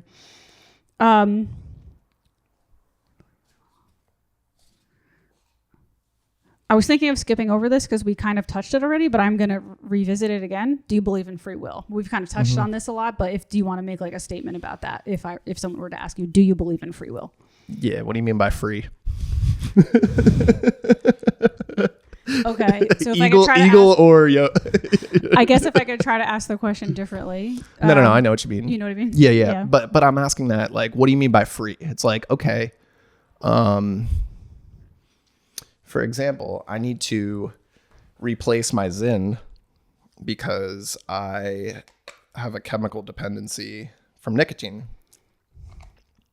Excuse me. Am I actually free to do that, or is there a habit formed that I'm actually kind of bound by a chemical dependency? Both. I think. Both. Kind of like we were saying earlier, I think like you can step out and reprogram the system. The system's running. Yeah, the system's running. Obviously running. I'm on robot mode right now. You're on robot mode. Autopilot. But I think there's something in you that could step out of robot mode, reprogram it. But it would take some suffering and like, withdrawal. Right now you don't want to do that. Yeah, not right now. And that's okay. Not that's at all. Okay. Yeah. No, but like I think we have free will when it's formed properly, but if our free will has steered us off the path of like virtue and whatnot, and I'd rather sit in bed than like go for a run and whatnot, then I have the freedom to make the choice to go out and run, but it's going to be a little bit harder because I've formed myself in that more sedentary habit and whatnot from the decisions I made previously. But I think we do have agency to like turn the wheel as hard as we can to undergo that suffering to get on the right path. I think so. Absolutely. I feel like the ideas that I've been leaning towards lately are a combination. It's like, I feel like sometimes as human beings, we're so black and white, like we're a bunch of dorks. We're like, is there free will or not? And it's like, maybe there's both. Like, I guess, like if I can make an analogy, what if life is like a game of chess? There are a set fixed number of of moves you can make. There's still a lot of moves you can make, but they're not infinite. I can still choose what moves to make, but there's limitations there. Yeah, and if you're a chess master, you would know to make that move is actually going to lose you the game in 7 moves later. Right. So it's like, oh, are you free to make that decision? It's like, yeah, you are, but you're going to lose. Yeah. So what's the goal? Okay, so I'm going to do the right thing in this move, and perhaps, wait for my opponent to make a mistake or something, or they don't see, they see an opening that I don't, or whatever, and whatnot. So I think freedom is,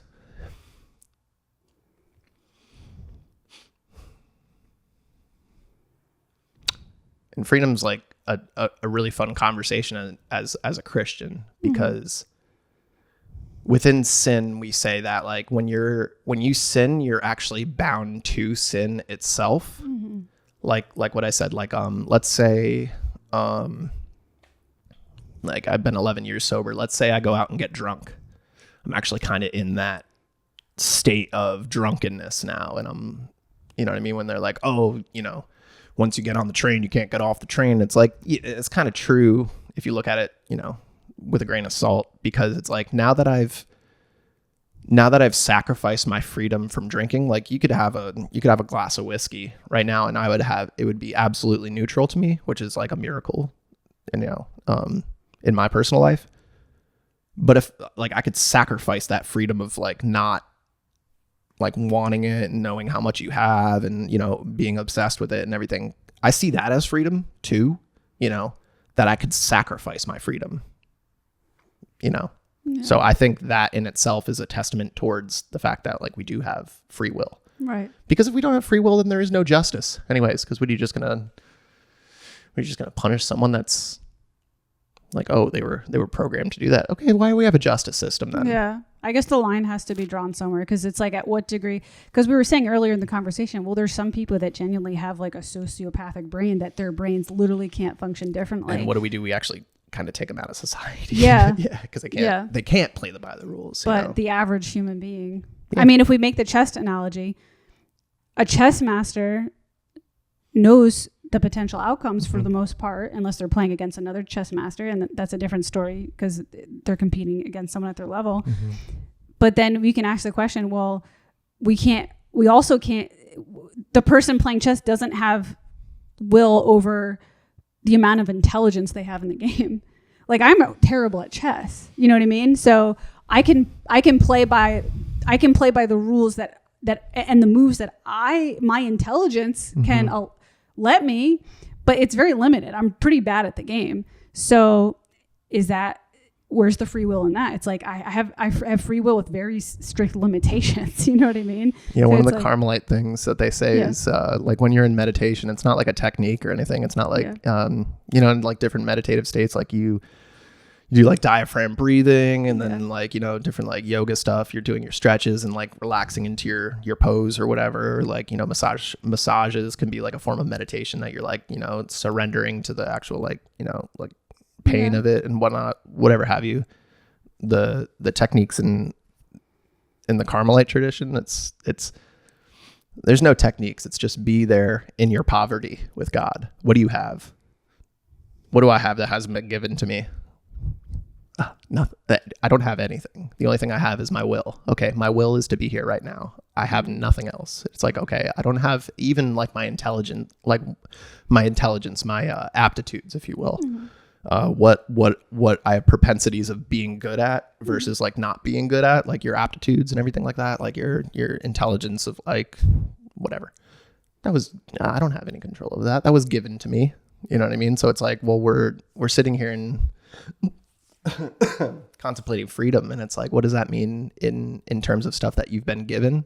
Like, we're pretty limited there. Like, I don't have freedom to make decisions for you, and we can get into like sobriety and whatnot, but like, sorry guys, the automatic feeder's going off. Oh, they knew it too. They were waiting. That's probably by why it they too. were hanging out here, because they have like really good circadian rhythm. Oh, my dogs do too. Yeah.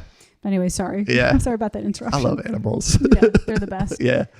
No, but like in AA, they say like, oh, you can lead a horse to water, but you can't make him drink. Yeah, I don't have freedom to make your decisions for you. Right. Like that's a good way to live your life, honestly. Yeah. Like you get stuck on things like that. Like I don't have freedom to go out and change everybody else, but like the only thing I have is my freedom to make the decision that I can in this moment, So like you kind of keep it simple, Yeah, we're complex and everything, but like when it comes down to it, like if you sit there and be like, what do I have that I haven't been given? It's like, we're pretty simple. We just have our will. Yeah. Okay. I have 2 more questions for you. Mm-hmm. Ooh, okay. The next one is about love and relationships. Is it possible and you're married, mm-hmm. so in your case it would be marriage, but this could also be applied to just people in love and dating. Is it possible to be in a romantic relationship with somebody or a marriage or a union with somebody where the sacrifices are equal, or will there always be somebody sacrificing more than the other? Personally, it's never 50-50, dude. Yeah. It's never 50-50. I think so too. And I think you can get it. The ratio is pretty close. And then those are the better relationships. over the aggregate of like maybe 70 years. And the reason I asked this question is because I went through a breakup with somebody over the summer. It was like it wasn't even like a very serious relationship. It was like the beginning phases of getting to know a person and deciding if I wanted to pursue that. Mm-hmm. They were great, like at first, but then once I started getting to know them, there was a lot of stuff they were going through. And I was on the fence. I was like, it was making me ask all these questions about what it even means to love somebody. Mm-hmm. Like, I'm like, there's this one part of me that just wants to get the hell out of here. Cause I'm like, this person's fucked up. Like, let me get out. But then there's this other part of me that it's like, but wait, wouldn't love require for me to love them as they are and sacrifice my peace a little bit? And then I realized if I were to stay from them, I would be making this massive sacrifice. I was like, I'm going to be sacrificing a lot of my peace to help you. And I left. And then when I left, I was like, it just made me ask questions about relationships in general. I'm like, that was an extreme case, but is this true in all relationships? Is this true in all relationships that there is going to always be one person that I guess has more stability and is going to have to sacrifice more of their stability to help the weaker person?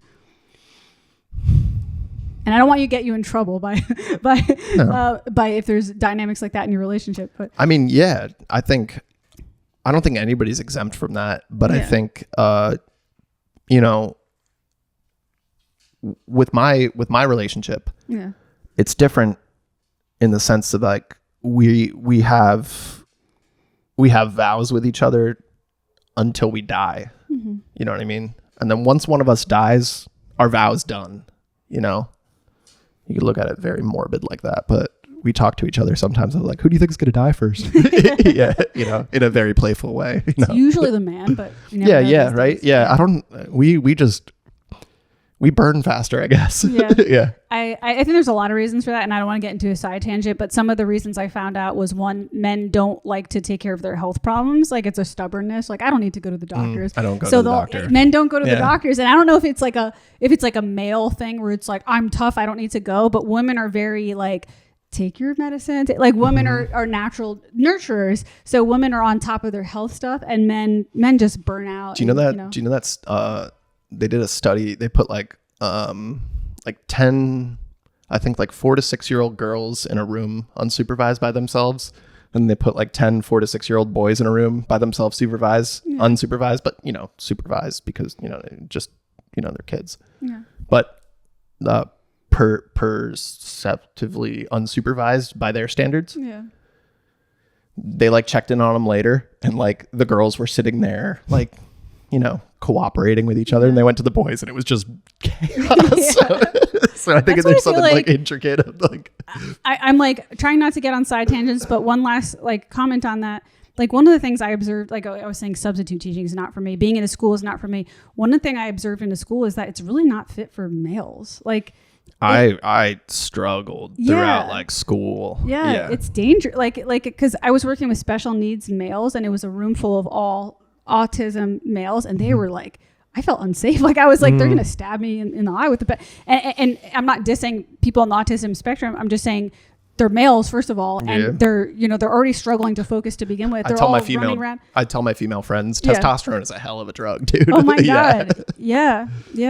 Okay, but to get back on track to the original question, is it possible to have an even split of sacrifice in a relationship, or is there always going to be one person who has to sacrifice in order to make that union work? So what I think is that we're all on, the Gaussian curve, like the you hear like standard deviations. If you're in like the 90th percentile or 99th percentile, the bell curve, I guess. The bell curve, the bell curve, exactly. I'm an engineer, so I have to complicate everything. It's a Gaussian distribution. I'm sorry. Yeah, the bell curve. Yeah, sorry. I think when you're in the dating, like courting phase or so, if you want to call it that, you're trying to see if this person is worth pursuing in the long run, right? Mm-hmm. And what I see on this bell curve is that there probably is like 1 to 3 people in this entire planet that you are like 99.9% compatible with. Are you going to go pursue them. Maybe they're in New Zealand, maybe they're in Thailand. You know what I mean? Like they're somewhere. I think like it just from the way that nature behaves, there's a distribution, and then you have 1 to 3 nemesis. You know what I mean? I think I've met my nemesis. Oh boy. I don't know if it was my nemesis, Yeah, but it was you know what like, I mean? it was definitely, I wouldn't say it was totally my nemesis. That's a harsh to say.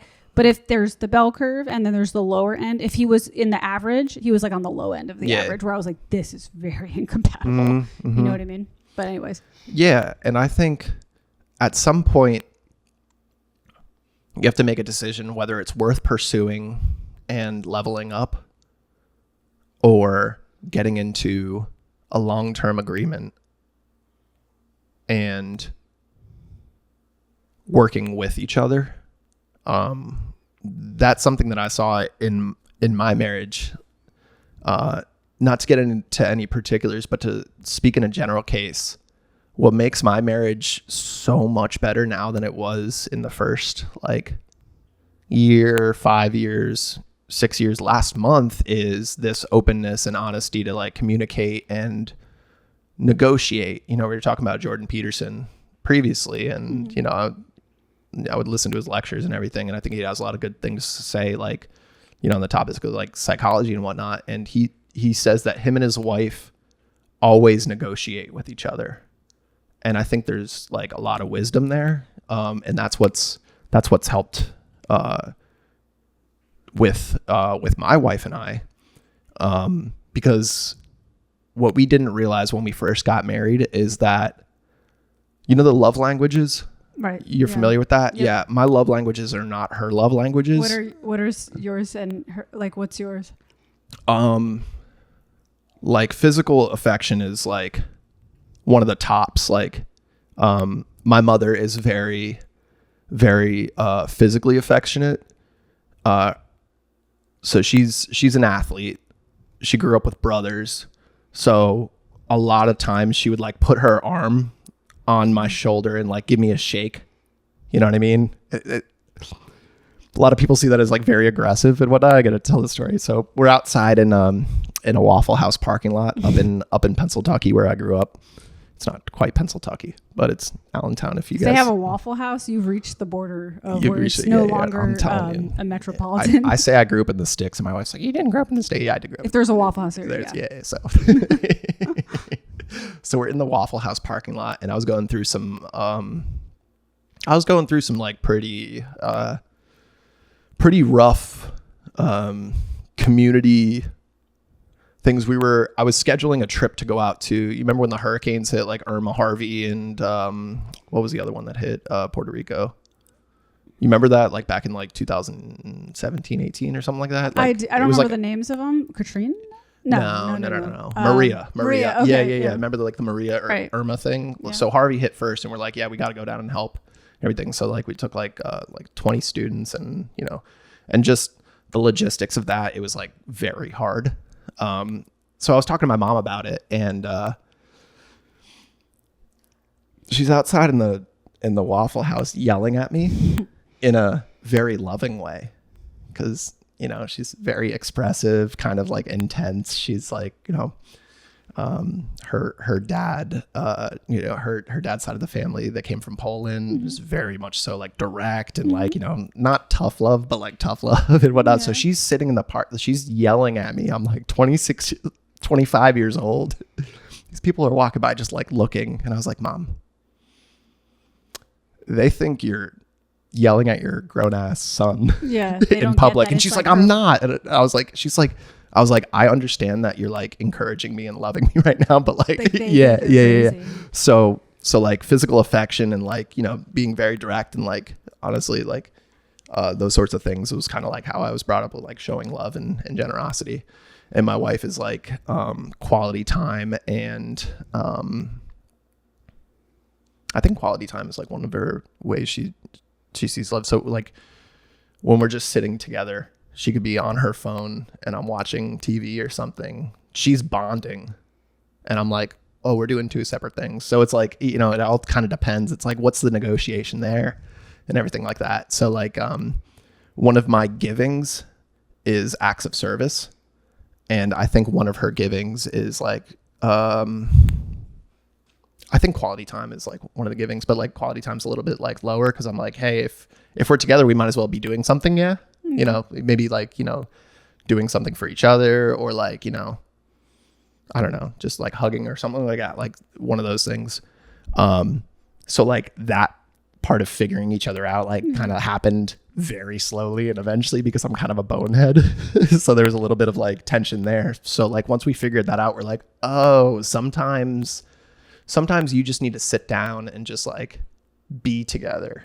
Oh, sometimes I'm just like, hey, if you go up and grab me a drink while you're up without even me asking you, I'm like so full, you know what I mean? So I think there's a lot of like negotiations, especially when we get into like long-term committed relationships. But like when we're in this like dating phase, I think there's a lot of that. Like, what are you looking for? What are your non-negotiables? What are your gray areas? Are they worth bringing up to the other person? Hey, this is something that I'm looking for. Are there things that you're looking for? Are there things that I'm unwilling to sacrifice? Like, how are you when, you know, shit hits the fan?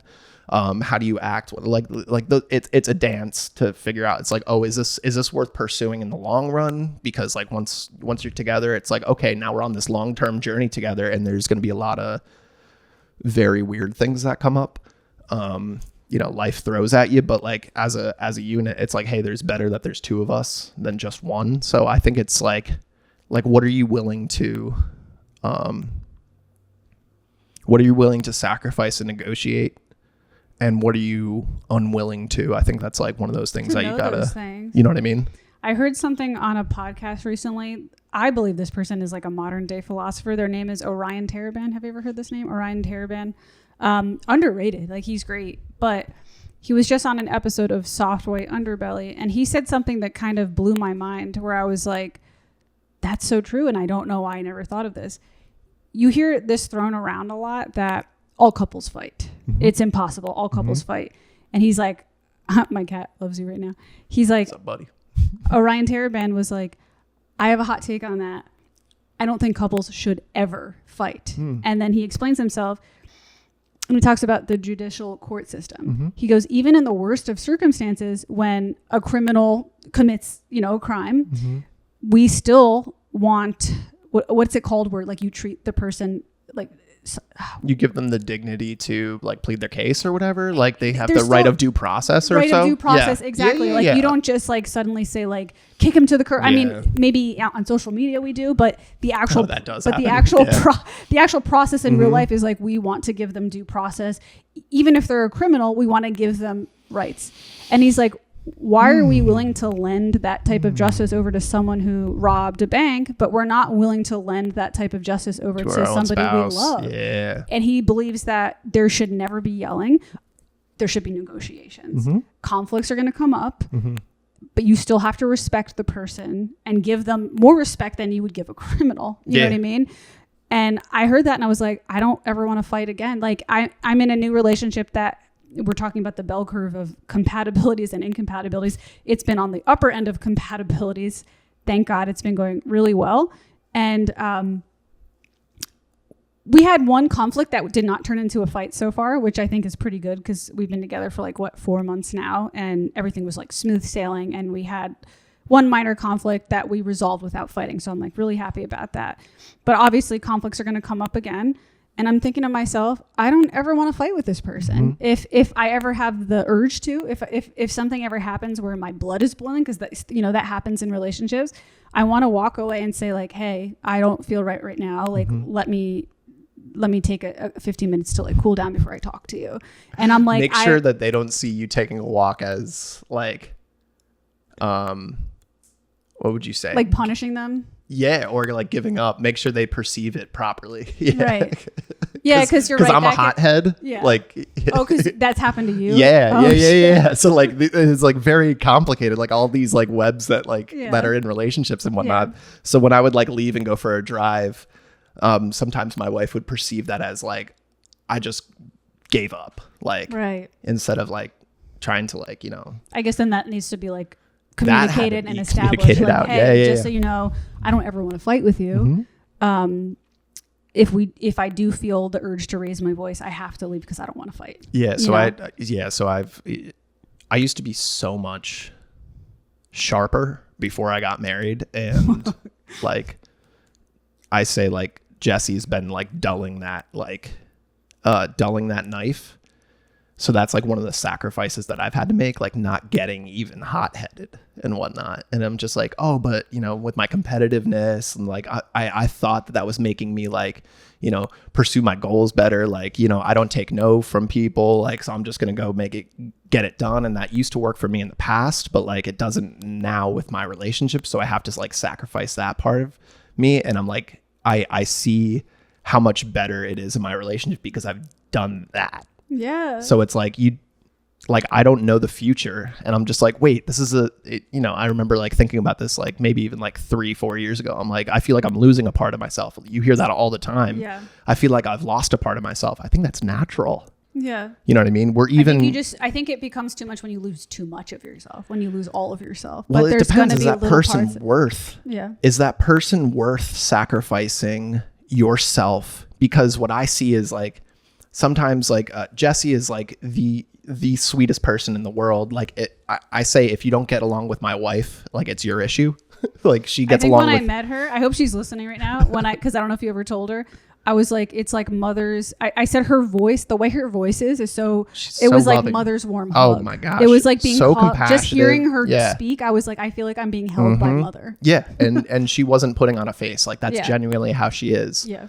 So, where was I going with this? What I see sometimes now is that like, she'll start to say things that are a little bit like, no, this is what I need to do. This is how I'm going to do it.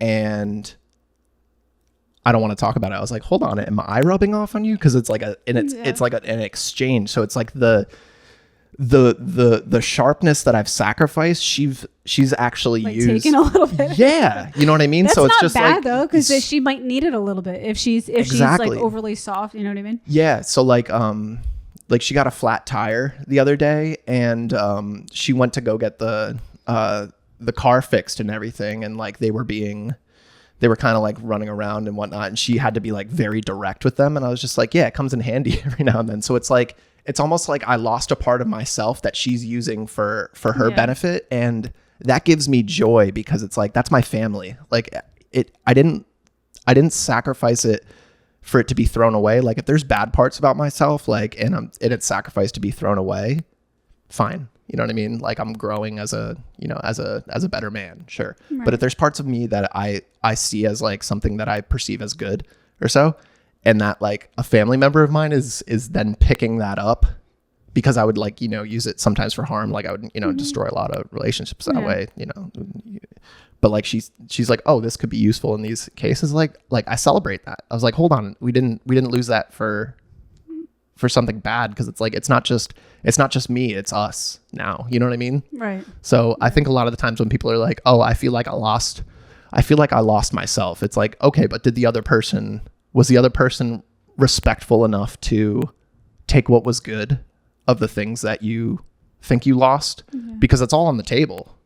But did they brush away all the bad stuff and say like, oh, this was a part of your personality that like, yeah, was used in a bad way, but like, I'm going to show you what the virtuous way of doing that. And then maybe 10 years later, she sharpens that back up so that I'm using it in a more virtuous way. That's like, really cool. I don't know. You know what I mean? Yeah. Like it's a really like, it's like balancing of two human beings. It's a dance. It's a composition. Yeah. I love it. Yeah. So maybe it'll come back in the future, but like, maybe I'll get it back. Maybe I'll coach like a high school soccer team or something. It'll be like useful or whatever, but like, you know what I mean? Yeah. I don't know, but yeah, being married is freaking cool. Yeah. Okay. I have one more question for you to end the podcast. We've been going on for almost 2 hours now. It just flew by. It's like an hour and 50 minutes. Yeah. Nice. That's it. I usually go for an hour, but this was, we were in the flow. So last question for you. I said bonus question if we have extra time. We went over, but we're still going to ask it because this has been such a great conversation. And I think this is a good question. Maybe not the best to end the podcast on because it's dark, but here we are. Mm-hmm. What do you believe is the root cause of addiction? Oh, boy. Yeah. This will be a 3-hour podcast now. I don't know. Anyways, thanks for stopping.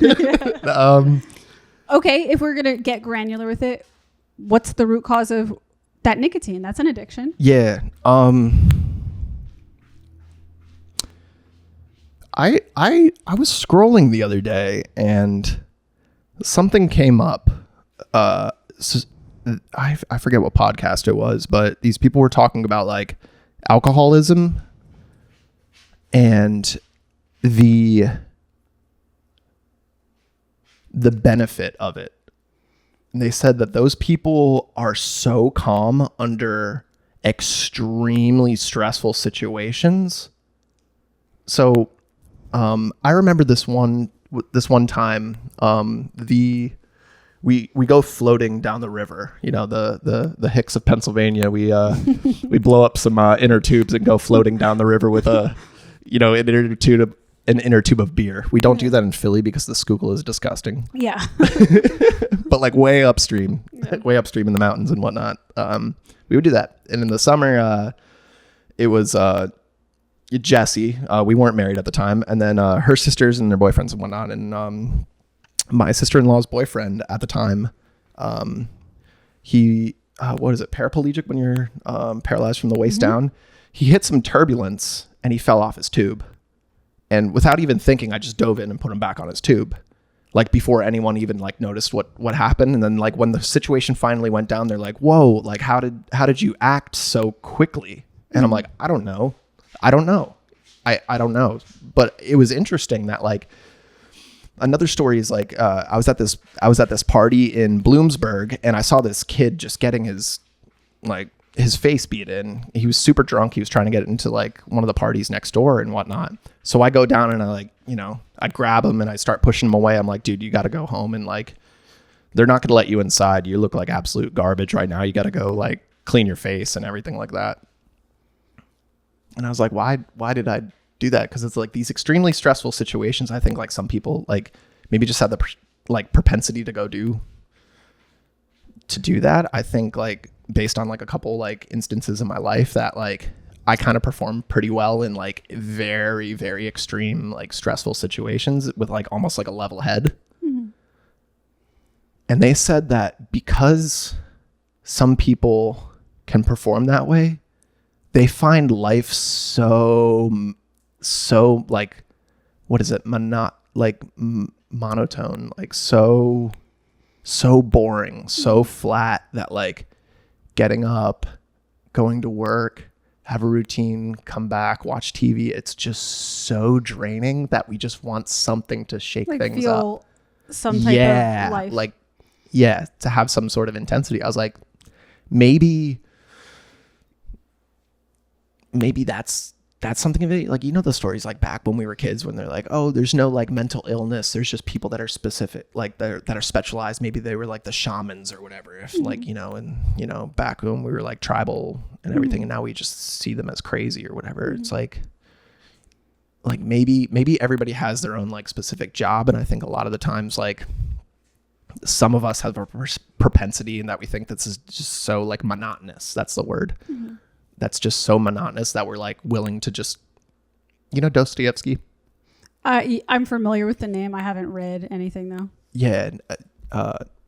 He has this line and I'm going to butcher it, but it's something along the lines of if we created this utopia for ourselves that we were sitting in nothing but warm, bubbly baths for the rest of our existence with no suffering in sight, somebody would like throw a stick of dynamite just to blow it up, just to feel something. And it's like, yeah, I think that has something to do with it as well. But like for me personally, I think I pursued drugs and alcohol because I didn't feel okay in my skin. There was a lot of I don't want to get too into detail, but I guess like there was a lot of familial suffering. There was a lot of turmoil in the household that I had growing up. There was a lot of chaos. There was a lot of like instability. There was alcoholism in my like dad's side of the family. Like there was a lot of like struggles in my mom's side of the family. They came together, and there was a lot of struggles in my like household growing up. So I think I was seeking something outside of myself to quiet my own, you know, the loudness in my own head. And it kind of worked. Like when I drank, it was nice and silent, but then it stopped being silent. Yeah. So I had to get more and more and more. It says that's in the big book and everything we were talking about. Like, you know, I love that episode that you did with the why the 12 steps, you know, could be bad and everything like that. Like I'm not in the 12 steps anymore. I haven't gotten a meeting in like, well, I went to a meeting like maybe a year and a half ago with my buddy that goes to my Bible study and whatnot. But I left because of like all the different reasons that you guys were talking about, and we were talking to this off the podcast and whatnot. We don't need to get into it, but there's a lot of truth there that it worked until it didn't. So I think for me personally, why I consider myself an alcoholic was because I needed something outside of myself to give me that peace of mind. And if I could tie this whole composition and come back to the tonic, to me, that's Jesus. Yeah. Mm-hmm. And that's why I left. That's why I left the steps and I started like pursuing like my religion more and whatnot, because I find that peace. I find that serenity. I find all the things that are good, true, and beautiful in the church. You know, so the root cause of it, if it's genetic, if it's environmental, it could be a mix of both. Like I have both genetic and environmental in my story, but I think everybody's different. It could be leaning heavily on one side to someone or leaning heavily on the other side to somebody else. I think it's a good mix of both for me. So I don't experience, and the reason I'm asking this because I was asking myself these questions. I don't experience addiction in a chemical dependency. Well, I guess you could say chemical dependency if you consider dopamine, but I'll get to that. I don't experience the traditional things, what you would consider addiction, like alcohol or drugs. But I experience these daily micro addictions, which I actually think as a society, we are all experiencing this right now to the phone. I'm very addicted to my phone. I'm addicted to seeing the progress and the growth and getting a new subscriber on YouTube and getting a like on a photo I posted and getting comments and attention. I'm very much addicted to that. And I had to stop and ask myself, what is the root of that? What's behind that? Like, because I know I'm not the only person who's going through that right now. I just feel like we're all so hooked on the phone and the social media right now. And I wonder if the same reason I'm doing it is the same reason somebody else drinks. And I think it is. I think the reason we do these things is because we need something outside of ourselves. So for me, validation seeking, I guess it would be. Validation seeking is something outside of myself that's going to make me feel good in that moment. But to add on to your tonic, what you said, maybe we are supposed to seek something outside of ourselves, but we just don't have the right one. And you're saying the right one is Jesus. So maybe the instinct is right. I'm not okay with myself. Remember St. Augustine I was talking about? Yeah. He said we all have a desire for God. We all have that God-shaped hole in us that only he can fill. Yeah. So maybe the crazy thing is maybe the instinct behind addiction is actually correct. It's like, yeah, you're not okay by yourself. You're not. But maybe we just seek the wrong things to fill that emptiness. That's sick. Yeah. I like that. Yeah. I think so. And for anyone listening, I did say in the beginning of the podcast that I'm not religious, so I don't know if for me I would define that as Jesus. And I'm sorry if that's there's tension there between us. But if you're not a religious person, maybe higher power it could be another way to frame that. I know you're probably not going to like that, but I think there's a lot of people that have misconceptions about him. I think there's a lot of people that have misconceptions about the church. I think there's only a very few people that hate the church and Jesus and God for the right reasons. Right. I think a lot of times I encounter people that have a little bit of they get the ick from even talking about it. Yeah. And I get it, you know. I'm not at the point where I get the ick from talking about it. I literally just had, a 2-hour conversation. A lot of the portion was about it. So I'm very open-minded in that sense where I can talk about it. But I'm just, I have a really hard time joining. Like I have like for example, when I remember when feminism was a thing, people were like, "Are you a feminist?" And I was like, "I don't know. I don't think so." And they'd be like, "Do you believe this, this, and this?" I'm like, "Well, yeah, I do. I do believe women should have rights to vote. I don't think women should be raped." And they're like, "Well, you're a feminist." And I'm like, "Well, no, I don't. I don't really. You're know. Jumping the gun. Yeah. I don't know what that embodies. Like, I don't know what that means. So no, I don't define. So same thing with religion. It's like I don't have anything against anything you just said today, but it could be a laziness. It could be just like, I don't want to do the research of what that actually means. So I just don't want to say that. Yeah. You know what I mean? It could just be like pure laziness. That's fair. Yeah. But what I mean is I think a lot of people get the ick from it because there's a lot of misconceptions about it. Like when I say Catholic, like there's a lot of baggage there historically and even recently. Yeah. You know, when I say Jesus, there's an image that comes to mind on the like, you know, the Westboro people that say like, you know, like God hates gays and whatnot. Like, that's always the thing that comes up. You know what I mean? Yeah. I texted you that. Like, that's like always the thing that comes up. And I think a lot of the times, like, if you just say like, hey, from a purely like, let's just look at this from outside of the box. What are they saying? Like there's this whole big book called the Catechism of the Catholic Church. Like it's everything the church believes. Like what does it say there so that I don't straw man the position that I may or may not be against? I think if you go through that, like as a good like student of philosophy or so, and you say like, yeah, here's the tenet in paragraph 849 that says da da da da da da da. I disagree with it on these grounds. I respect that. But if you come and you say like, oh, I hate the church because of X, Y, and Z. And I'm like, well, the church doesn't believe X, Y, or Z.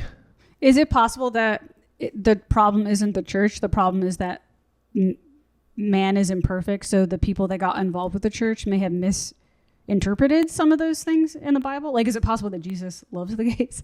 Like, is it possible that Jesus does not hate the gays? Yeah, absolutely. You know what I mean? We believe that. Yeah. We believe that. That's why I was like, hold on. Like, what do you mean like Catholic or Christian? Like, cause you know what I mean? Like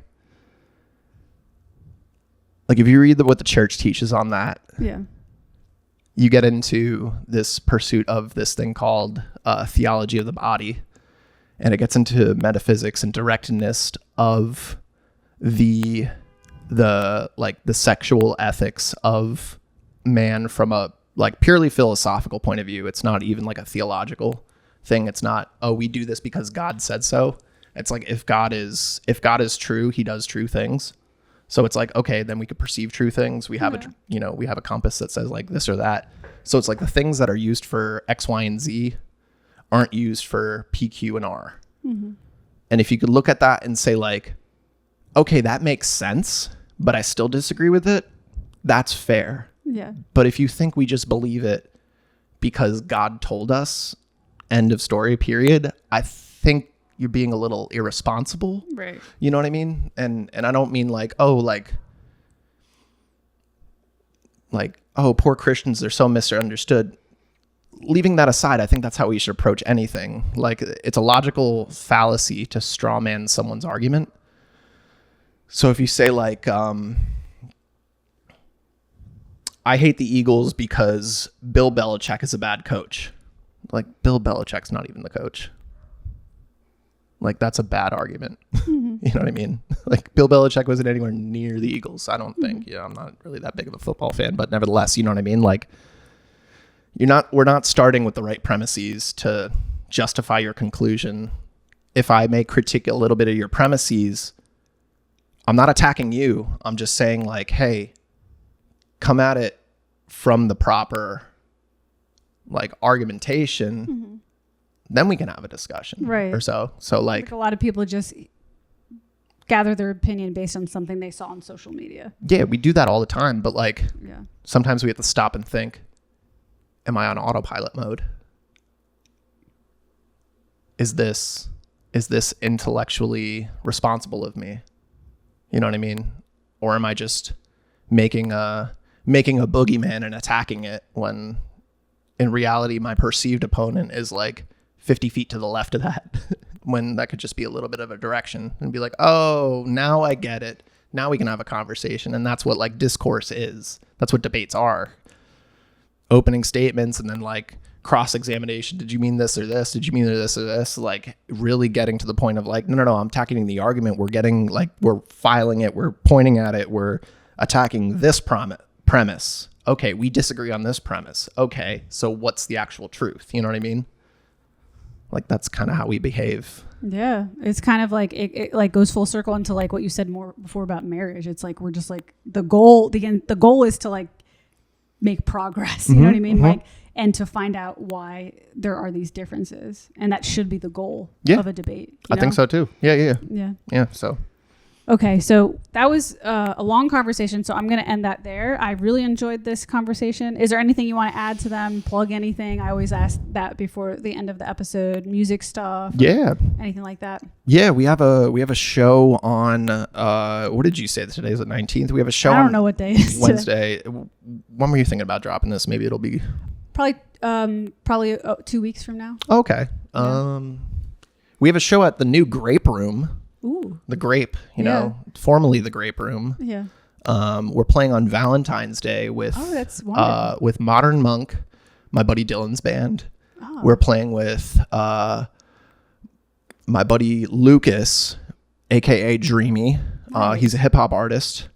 And then Holy Vulture, the band that we played in Arlene's Grocery last night with. That's awesome. So that's February 14th. And you can check my band, Cat Rivers in the Second Sight. We're going to be rocking out. So hopefully we can give Holy Vulture a nice Philly welcome. Yeah. So, yeah. I'll drop a link to his... Do you want your Instagram or Cat Rivers' Instagram? You put the band. The band. I'm going to drop a link to the band's Instagram below. So if anybody, enjoyed what he had to say today and is curious about his music, I will drop a link there so you could hear his drumming. Check out the band, especially if you're in the Philly area and you want to see him perform live. And that's it. Pranzata Podcast, episode 165. I hope you guys enjoyed yourself. Have a good night.